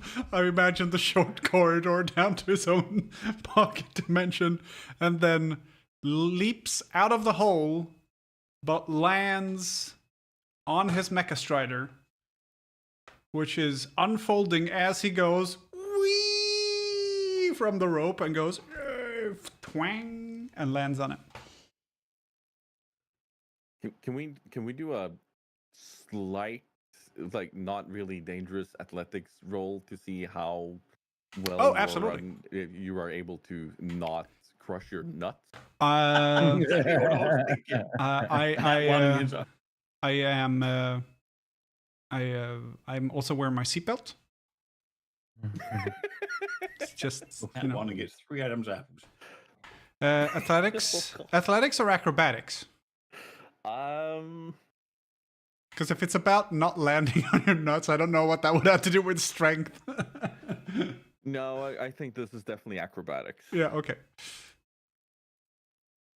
Oh, check. Ooh. Like, it's definitely an oof. Yeah. But it's not a oh god, and kind of clamoring on for dear life. And I love the idea of him landing. Oh, let's go, everyone!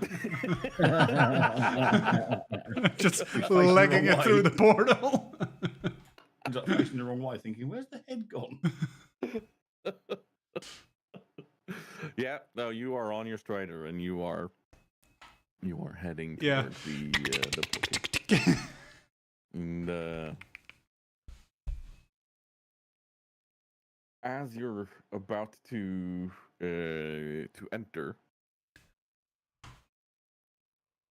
the continued constant assault on your senses and the force of Deathwing and the continued, like, blast of flames, and there's debris, and you sense the ground is again splitting up, like there are fissures tearing through this land. The rises around are falling away. The entirety of Thunder Bluff is being leveled to the ground by the force of Deathwing currently.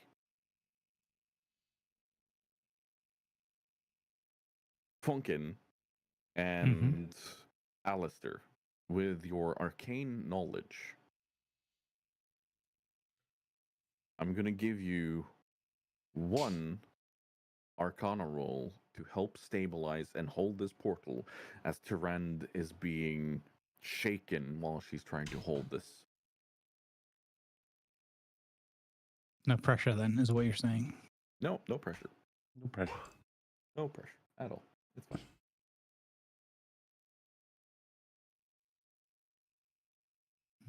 I got nothing that I can help with that. Okay, Arcana. Boom. Oof. 2020.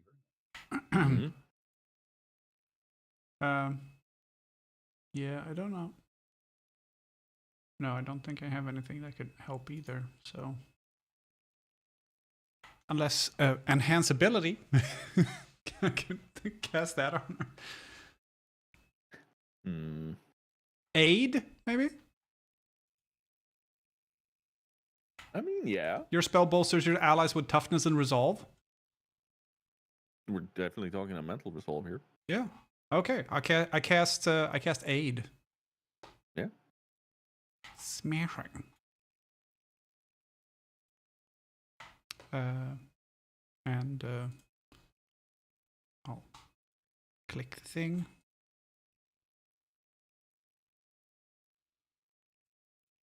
So yeah.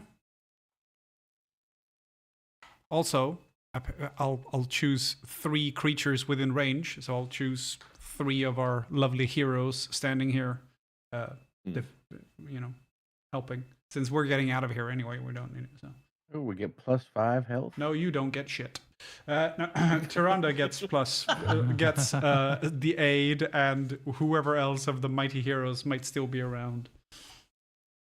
Close by. That will probably be Thrall and Malfurion helping with this portal. There you go. They get a little boost. Yeah. Okay. And then Arcana, you said. Yes. Do I get advantage for helping her with the little thing? I'd say so, yeah. Awesome. Oh, that's pretty good. That's pretty good. 26. Yeah, no, I'll take it. Yep. Initially, the portal was seeming like it was slightly getting out of touch with your reality, getting slightly see-through and wavering, but with the bolstering of the two of you helping out, you are able to get through. It restabilizes. Dunbar. Get up and run. I got haste. I should be able to. Yep. You all step through the portal, and you hear the mad ramblings of this dragon as he's puffing his chest, he's roaring, he's like you hear these ramblings of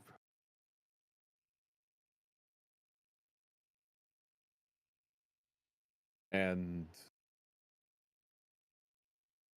you feel this mind reach out as you're diving through the portal.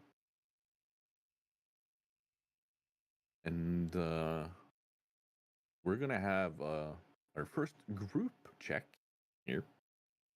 Oh. Where 3 out of 4 will need to get through a DC 14 check of either athletics, acrobatics, or arcana, all depending on what you feel the most familiar with. Me? I'm not on all those. I will Fat use my 0 inspiration. and a -2 on all those. 17. Yep. Is it with Good. advantage, is it or not? Do you have something that can give you advantage? I used my inspiration.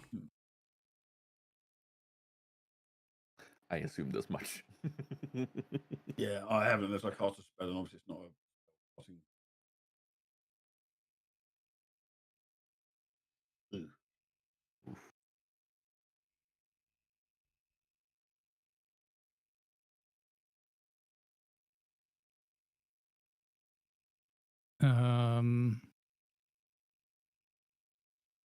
Is there any way, like focusing in on this weave again, that I can really dig deep with my arcana? I might be a bit too beaten up and exhausted by now. I don't think there's anything you can like unless you have something in your No, it would be based on like the time spent with Karen and that, and just learning about the realm and everything. But no, it's probably too short term. Okay. Do I have to declare that I'm using my inspiration, or can I use it afterwards if I get a roll? I've still got one I've never used. Way to lowball it, Funkin. I mean, if you want to feel pull like I could your roll better. inspiration here and try again, you can feel free to do that. Yep, I'll do my inspiration. Can't be worse than a 2, can it? Hey! Oh, I was very close to stopping on a 1. I'm glad it didn't. Yes, you and me both. Me saying it can't get any worse than a 2. Really? Now, So 2 out of 3. Yeah. We've seen Funkin Fluff it like I did with a 2. I thought, yeah, it's not good. I mean, this is the only one that has anything at all. That's good. So I guess I'm going with this. Hey! Good roll. Behind Somebody you, replaced- all of you sense this this pure sense of insanity that is trying to reach you. You feel the heat of all the flame. You are pelted by tiny pebbles as the portal itself is flung away, and it tips end over end. And from every time it flips over, and you see the mesa, you see it crumbling. It is fully flattened to the ground, and the dust is welling up. And you hear the triumphant cackle of this mad dragon that has been driven completely to the edge of insanity. By what? You don't know.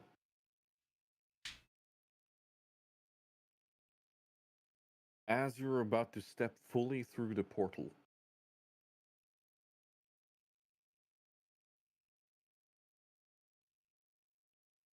you hear a voice.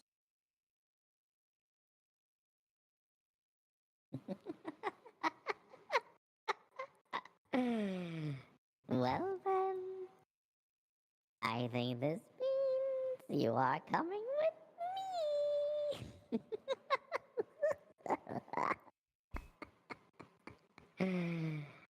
Come join me, my little morsels, my playthings. Welcome to my realm. Now prepare to be warped.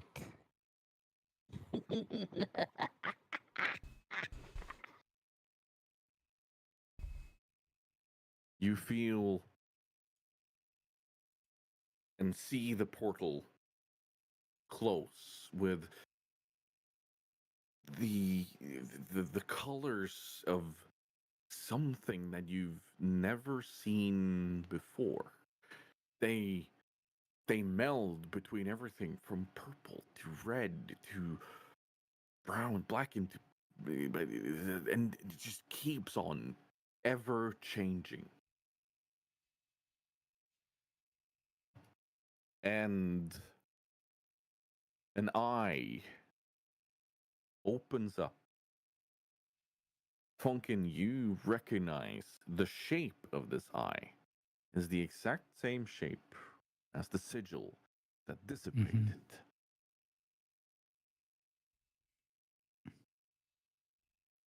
And Yeah. all of you hear a voice whisper far into your minds. Give in to Tzinch. And that's where we're going to call it this episode. Nope. No. I think Funkin's just holding his head. Probably muttering, it's them, it's them. It's them. There we go. Cleanse, Happy purge, ending. kill. Happy ending. Yeah. Happy They ending. all lived Yeah. happily ever after. Yeah, exactly. Yeah. Right. Let's start with talking to our players. How do you feel? I know you're tired. This has been a hell of a session.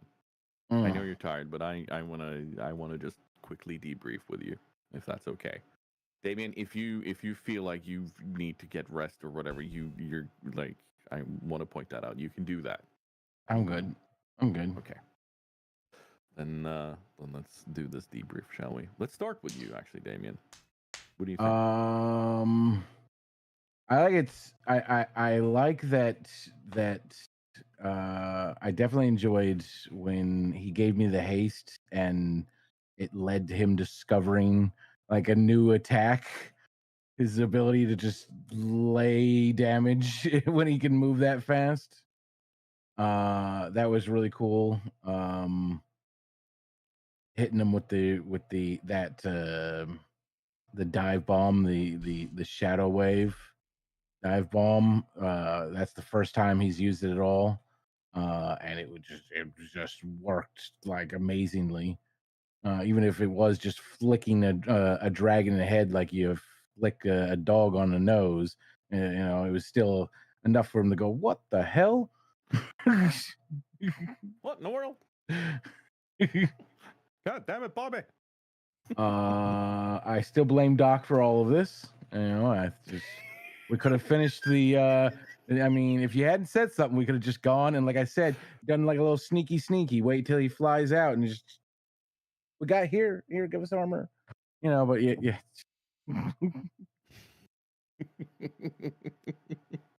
Did you notice the Wind Fury effect? The totem of Wind Fury that Thrall gave you. That gave you the extra attack on your Hexblade there. Yes. I was wondering about that because I know that that's supposed to kick in, but I didn't know like when or how. Yeah, no, I thought that it's definitely gonna help, and I'm not gonna dispel any sort of or lift the veil too much, but I'm genuinely impressed with the amount of damage you were able to do to Deathwing. I did not see you guys going that way, and I am genuinely impressed. I mean, he has probably like 10,000 health or something. I actually haven't done the full numbers, but the encounter I set up, it didn't really say, well, the actual wording of the encounter is HP doesn't really matter, but It's unlikely that Deathwing will require a long rest. I'm just trying to remember what he had in World of Warcraft. He's got like 1 million health or something. I don't know. Yeah, no, it's absolutely ridiculous. Absolutely insane.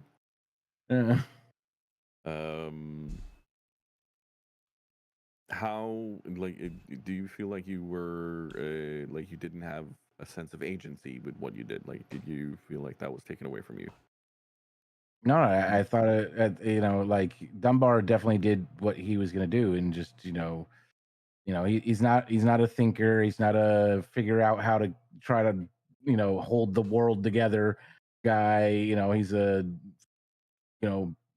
run in, smash, grab, not think, and just full bore, full energy, just.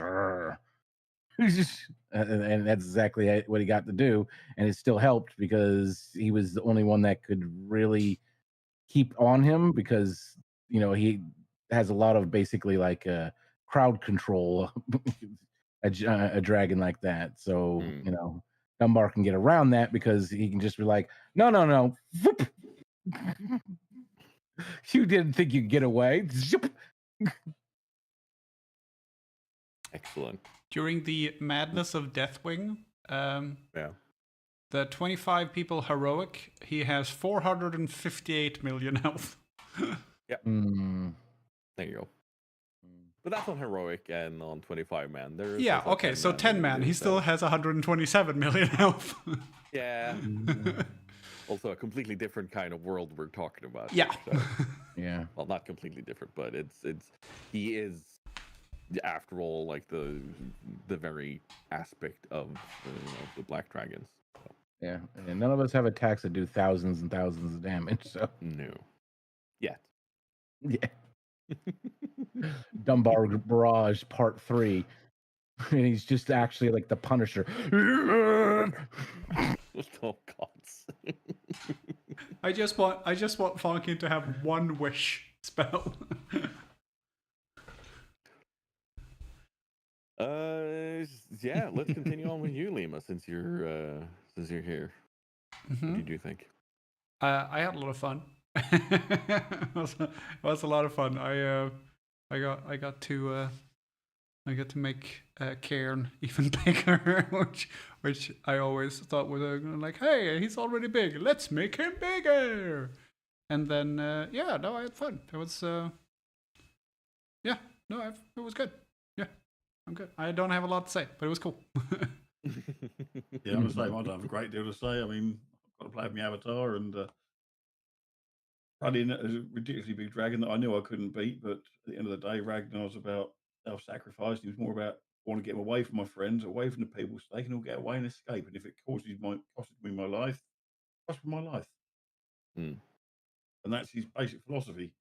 You know, he's no matter how big the target is or how unwinnable the fight is, if he can protect people, that's what he'll do. No foe too tall.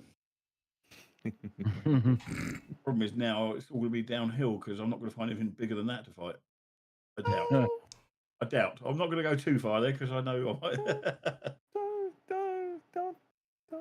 Don't give yourself too much of a pitfall there. I have greater things in mind for you. Attack by Have you creature. seen the way too epic intro? Come on, man. Yes. You attack by creature. It's got 72 teeth, half a black, half a white. Massively huge. Looks very much like a Steinway.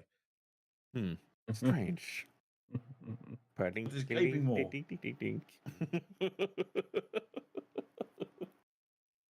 Yeah, no, it was a lot of fun. Good chuckle. Did you feel like you were being railroaded or overran? Like were you able to do the things you wanted to do? I was going to what Ragnar would normally do, which was Leroy straight at it, you know. Good. You nudged a dragon. Yeah, managed to nudge him a couple of times, and I managed to finally release my hammer at its forehead and knock it back a pace, put him off his stride a bit. Yeah, that hit that you pulled on him, that was like there should have been another round in that phase, by the way.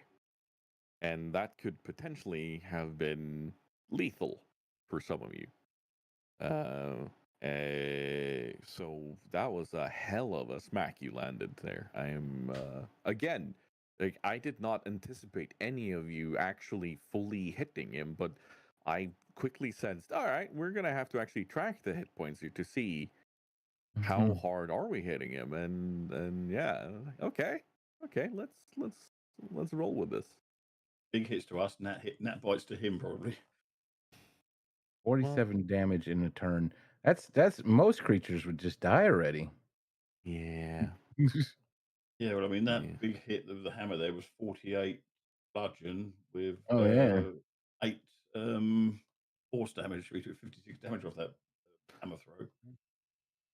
You guys inflicted a total of 188, and then there's everyone else, like with Alistair enlarging Cairn with his totem smacking him about. Like there's been significant amount of damage dealt, and Wind Fury totems. There could have been a couple of extra hits from that totem, and spell casting effects and so on. So yeah, there's it's not just you guys. I want to point that out. Like it's not just 188 damage done, but it's also added to it in a way that I didn't expect. So I thought that was fabulous by you guys. And then we're gonna ask Funkin.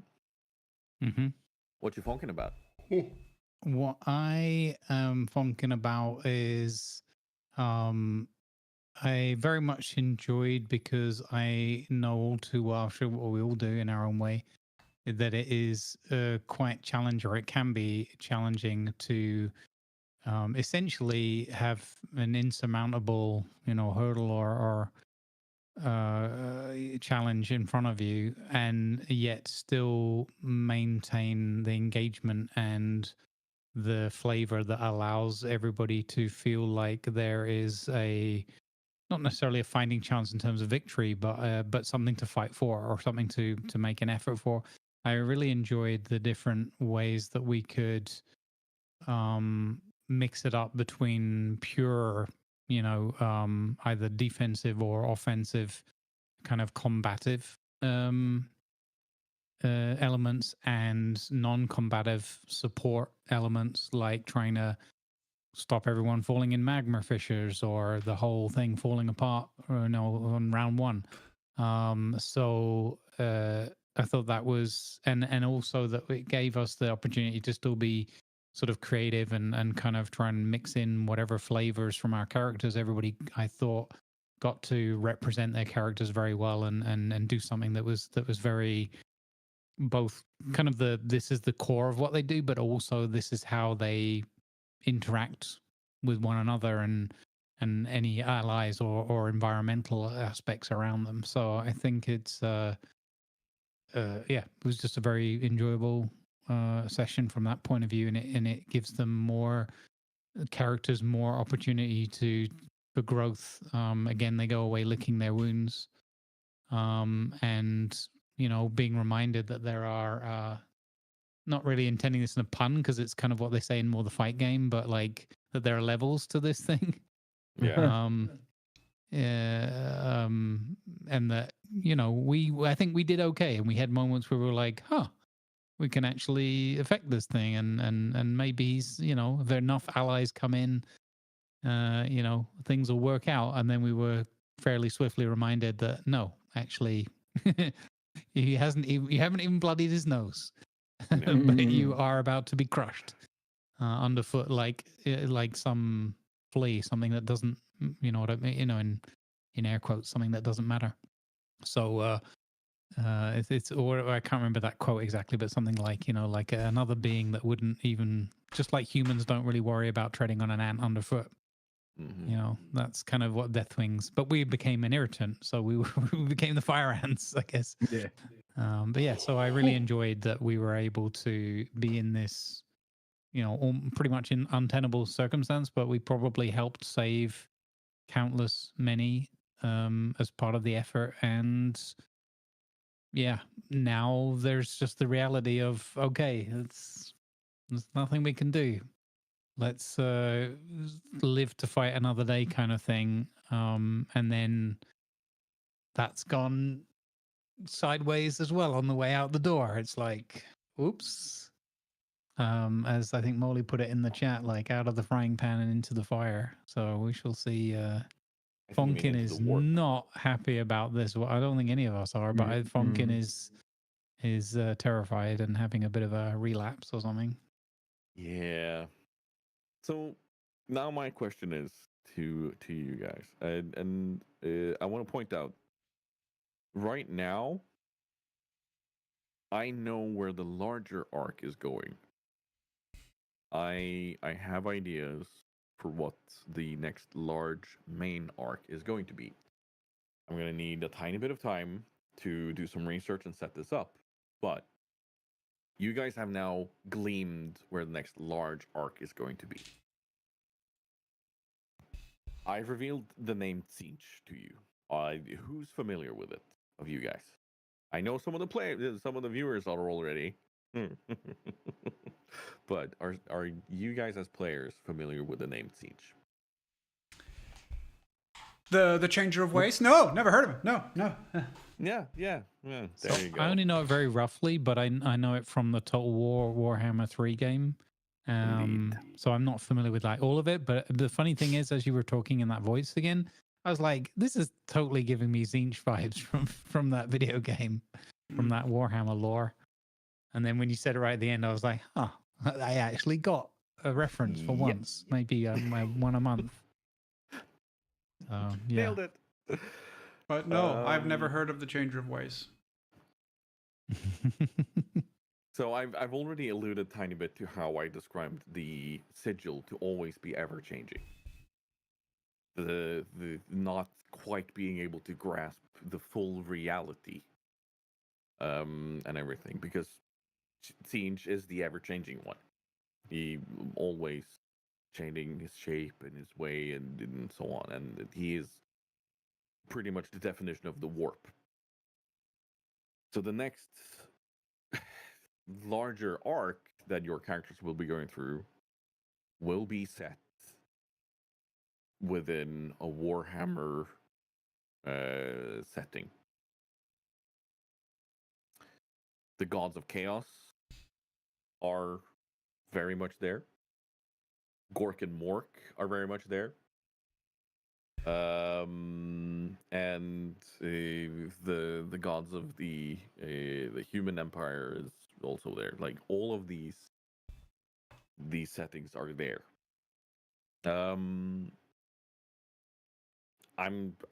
going to sit down and do some research to see where I want to take you guys, but yeah.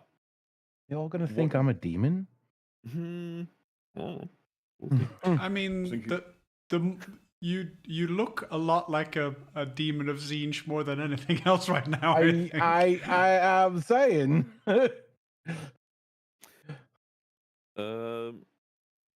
No, we're not bringing Slash into this. Shut up. It's not that kind of role play. Yep. I was thinking, Nurgle, 40K, fine. I can have a set of Terminator armor and a heavy bolter. And I realised, no, it's fantasy roleplay, not the. Yeah. Ragnar goes in as a cleric or a paladin of Tyr, comes out as a fallen paladin of Khorne. Wait. Blood. I see one upside here. If it's Warcraft, the older one, our gold's going to be worth way more because you can build an entire tower with 12 gold.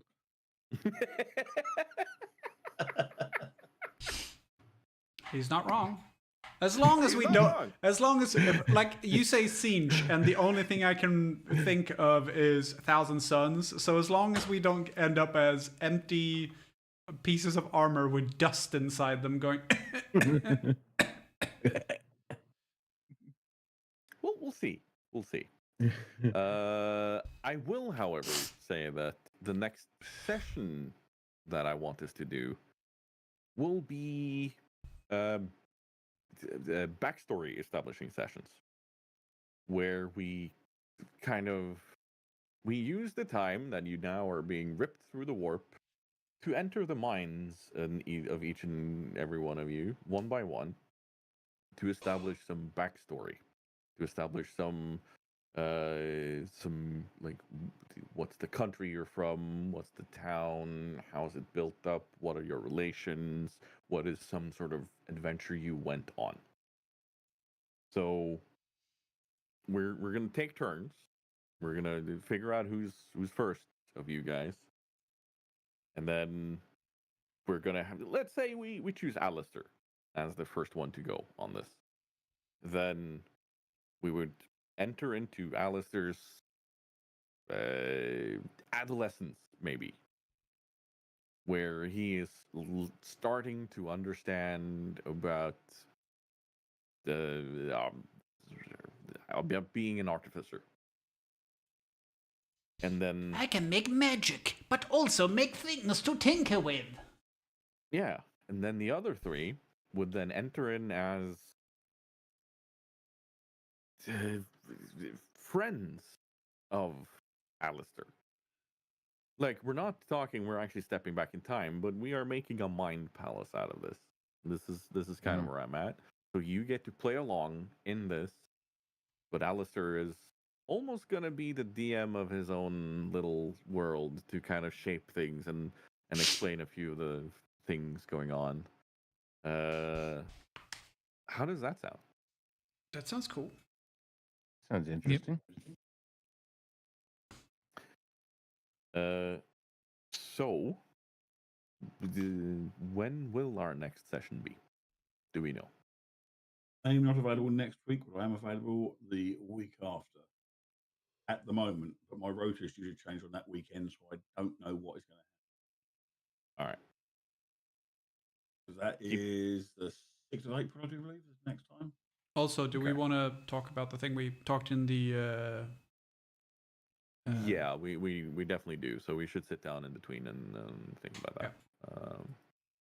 In the let's not editorial worry too meeting. much about it, right? Hey. Sorry, I'm completely hooked. I don't have a lot of old episodes left. I've listened to almost all of them. I'm gonna turn to the audience and ask if there are any questions or thoughts or concerns. I saw there were some. I haven't been able to keep up and check in on chat. So if you've already asked a question, feel free to repost it. What fresh hell is this? The guys are fighting the gods? Well, kind of. They're more like the playthings of gods. Yeah, it's not right the now. first god. I mean, we started with, hey, look, a blood god. Hey, I mean, that's a blood serpent god. Take that. Yeah, no, I mean, that's. Oh my goodness, I'm half necromancer too, going in the worldcraft. Oh my goodness, I'm in Welcome trouble. to Warhammer. What's that? You're a heretic? Well, would you get on the cross, please, sir, and we'll start the fires. Yeah, I am in trouble. Oh no. Should change. It was me in trouble because I was wearing the logo with Tyr. Yep. And you're a dwarf. Yeah, that's gonna be more fun going as a World of Warcraft. Dutch says it was fun to listen to. Just wondering how many of them are going to make it to the end of the adventure. Who knows? Guess you'll just have to stick around to find out.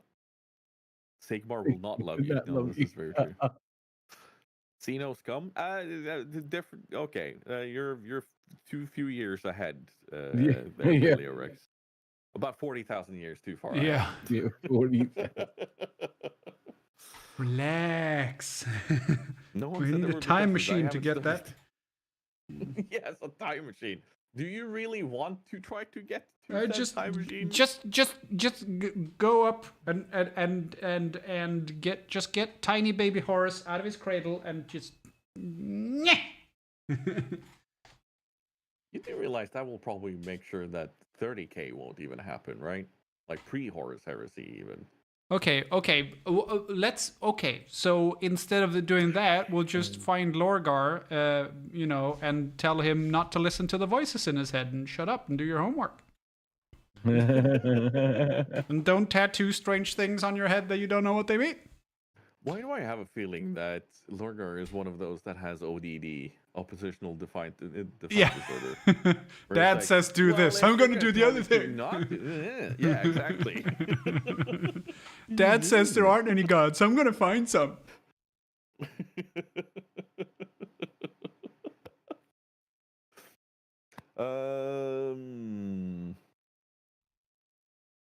Yeah, this is fantasy setting. This is not 40k setting. Just so that's it. Yeah. What it's not even called fancy anymore, is it? It's Age of Sigmar? Or did they change that name too? There's a bit of a difference. Like fantasy is overall the overarching term, but then you have the Age of Sigmar, which is its own thing within fantasy. Oh, and I see. So on and so forth. Yeah. So fantasy is just the old. Yeah. No, I always called it fancy as well. So. Yeah. Medieval Warhammer. Let's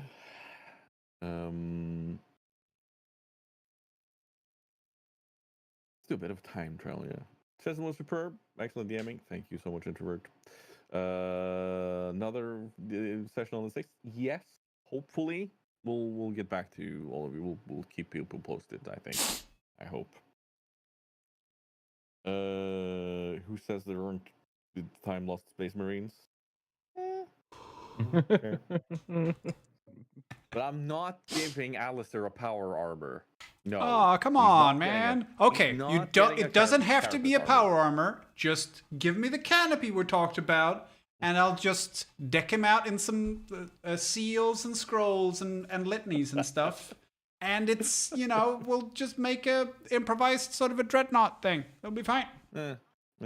Sure. I mean, size-wise, it's probably more like a Terminator armor. I just have to, get some decals and stuff. I'll be fine.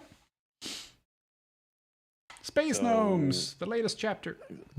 To give you a bit of an insight, I've already said a bit about backgrounds and establishing things.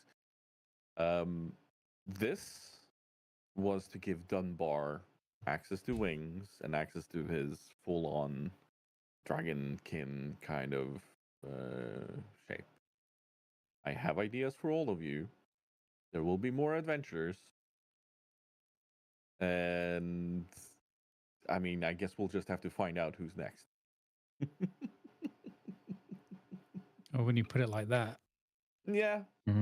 I can't wait until the next time we leave the world of Warhammer and you go, enter the portal. And then when we come out of the portal, it's a tickle, tickle, tickle. And then do do do do do do. Oh God! We immediately attacked by a rogue mushroom. Yeah, I know. I The mean, it's that. BBEG of that level is Grumpy doing Swedalian. I just imagine the Funkin and Alistair, absolutely Funkin, sitting on a cloud with a little fishing pole going, helping people get back on the track, and then someone getting in a go-kart going, yee.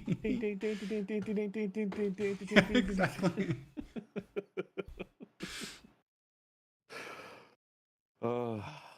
And Dunbar will be rendered as a Koopa paratrooper. It's just, that's the version we see. And Doc will be the short version of Mario, just chucking hammers. What are you guys gonna be then? Well, I mean, I'll be on a cloud probably. Grumbles, I feel like he should be the short version of Luigi, but with the still got the flame flower, just throwing flames all the time. I feel that's accurate. Animated plate armor, wrong trouser style. Oh, Yeah, I mean that's what I said when I got the shredder to begin with. Wrong trouser style. This is with Wallace and Gromit is exactly what this is. Gnomes on Mars. Oh, we could, maybe that's the next thing we jump into. Biker Mice from Mars, and we're just cruising around on Biker Mice from Mars. Worst theme song ever, but yeah, that one. I think I'll rather throw you into Teenage Mutant Ninja Turtles, honestly. Yeah. There's Early pizza there. 90s I'm New good with York. that. Yeah. Oh yeah. You just have to worry about the crack epidemic.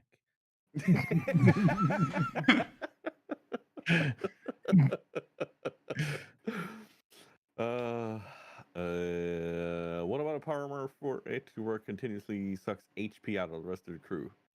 Don't threaten me with a good time, Dutch. You now feel strangely flat. Yeah. Oh, I know what we could do. We could do like a Transformers thing. Ooh. Oh, I know, Power Rangers, and then we combine into, a big thing. You say this only because you want a bigger mech. Yeah, I mean that's also true. And Dutch brings up the gummy bears. That was my intentional idea for jumping out of the pocket dimension. Was using my jump ring and just go doing, doing, doing. Gummy bears, up and here and there and everywhere. Doink, doink, doink, doink, doink. Memories. But also making the pinball sound. Ding, ding, ding, ding, ding, ding, ding. Excellent. Gnomes in space. I don't think we saved a cow or the cart. We worked so hard to get the cart there, and it's obliterated now. Stardate still... 2445.1. Captain's log. Still won't flush. I'll try again later. Oh God. Thank you. I knew Grumbles would be on point with that. Thank you, sir. That was worrying concern when I heard Tiger say, he said, a large log dropped from the sky. And I thought, Jesus Christ, don't tell me the dragons dropped one. Well, that's going to do a lot of damage. I mean, I've heard of scatter guns, but this is a completely different kind of scatter gun. Yeah, you get hit with that, that's psychological damage. Biological warfare too. Yeah. That's a thing people used to do. You're gonna need detox and a therapist after that. No, thank you. Now, here's my question to the rest of the group: are any of you continuing on for today, or are you No, all I have essay wiped? to write. No, and exam to I've study got for. so live bad sessions to time. set up. I got my crew coming round at 5 for start of their freshly new campaign. How about you, Grumbles? I haven't made my mind up. Well, I kind of have. I was like, no, I won't. But then I kind of feel like I could do something, but I don't want to. I don't know whether I should jump back into Zomboid again. Icelandic is Yeah. on. Yeah. I was thinking of going and just supporting TC again. Yeah, TC's on Oh here. yeah, Space Space doing Space Engineers, bud. Engineers. Been Yeah. just doing some Assassin's Creed. Cringer's Creed, huh? Just Creed, yeah, he's running around being stealthy. Or Can't wait to allegedly. build 42. Oh, Jackie's playing Vintage Story. Yes, he is. We could go and support Jackie in the they're just doing their TTRP season Yeah. Oh, 2 yeah. or 3. Something is 2. Oh, Something is he is doing 3, Embrasso whatever. stuff as well? So yeah. Yeah. Oh, we could go and Vin- raid Jackie then. That's a good idea. Good shout. Vintage Story is an excellent game too. So Absolutely. I know it's really need to get into it, but I'm afraid of getting into it because I know just how. Yep. Same here. That's how why I it's affecting me. feel like I should be there, but I can't commit to another thing. Bad enough. Yeah. I will simply see all of you over there then very shortly. Thank you for an excellent session and for playing along in this Thank you. very, very heavy session. I do realize that. GG, everyone. We're not dead yet. Yeah. We're not dead yet. Yet. That's going to be the name of the next go. episode. We live to sign contracts another day. Yeah. Can I warn specifically against signing any contract in the next realm? Just, for your own sake?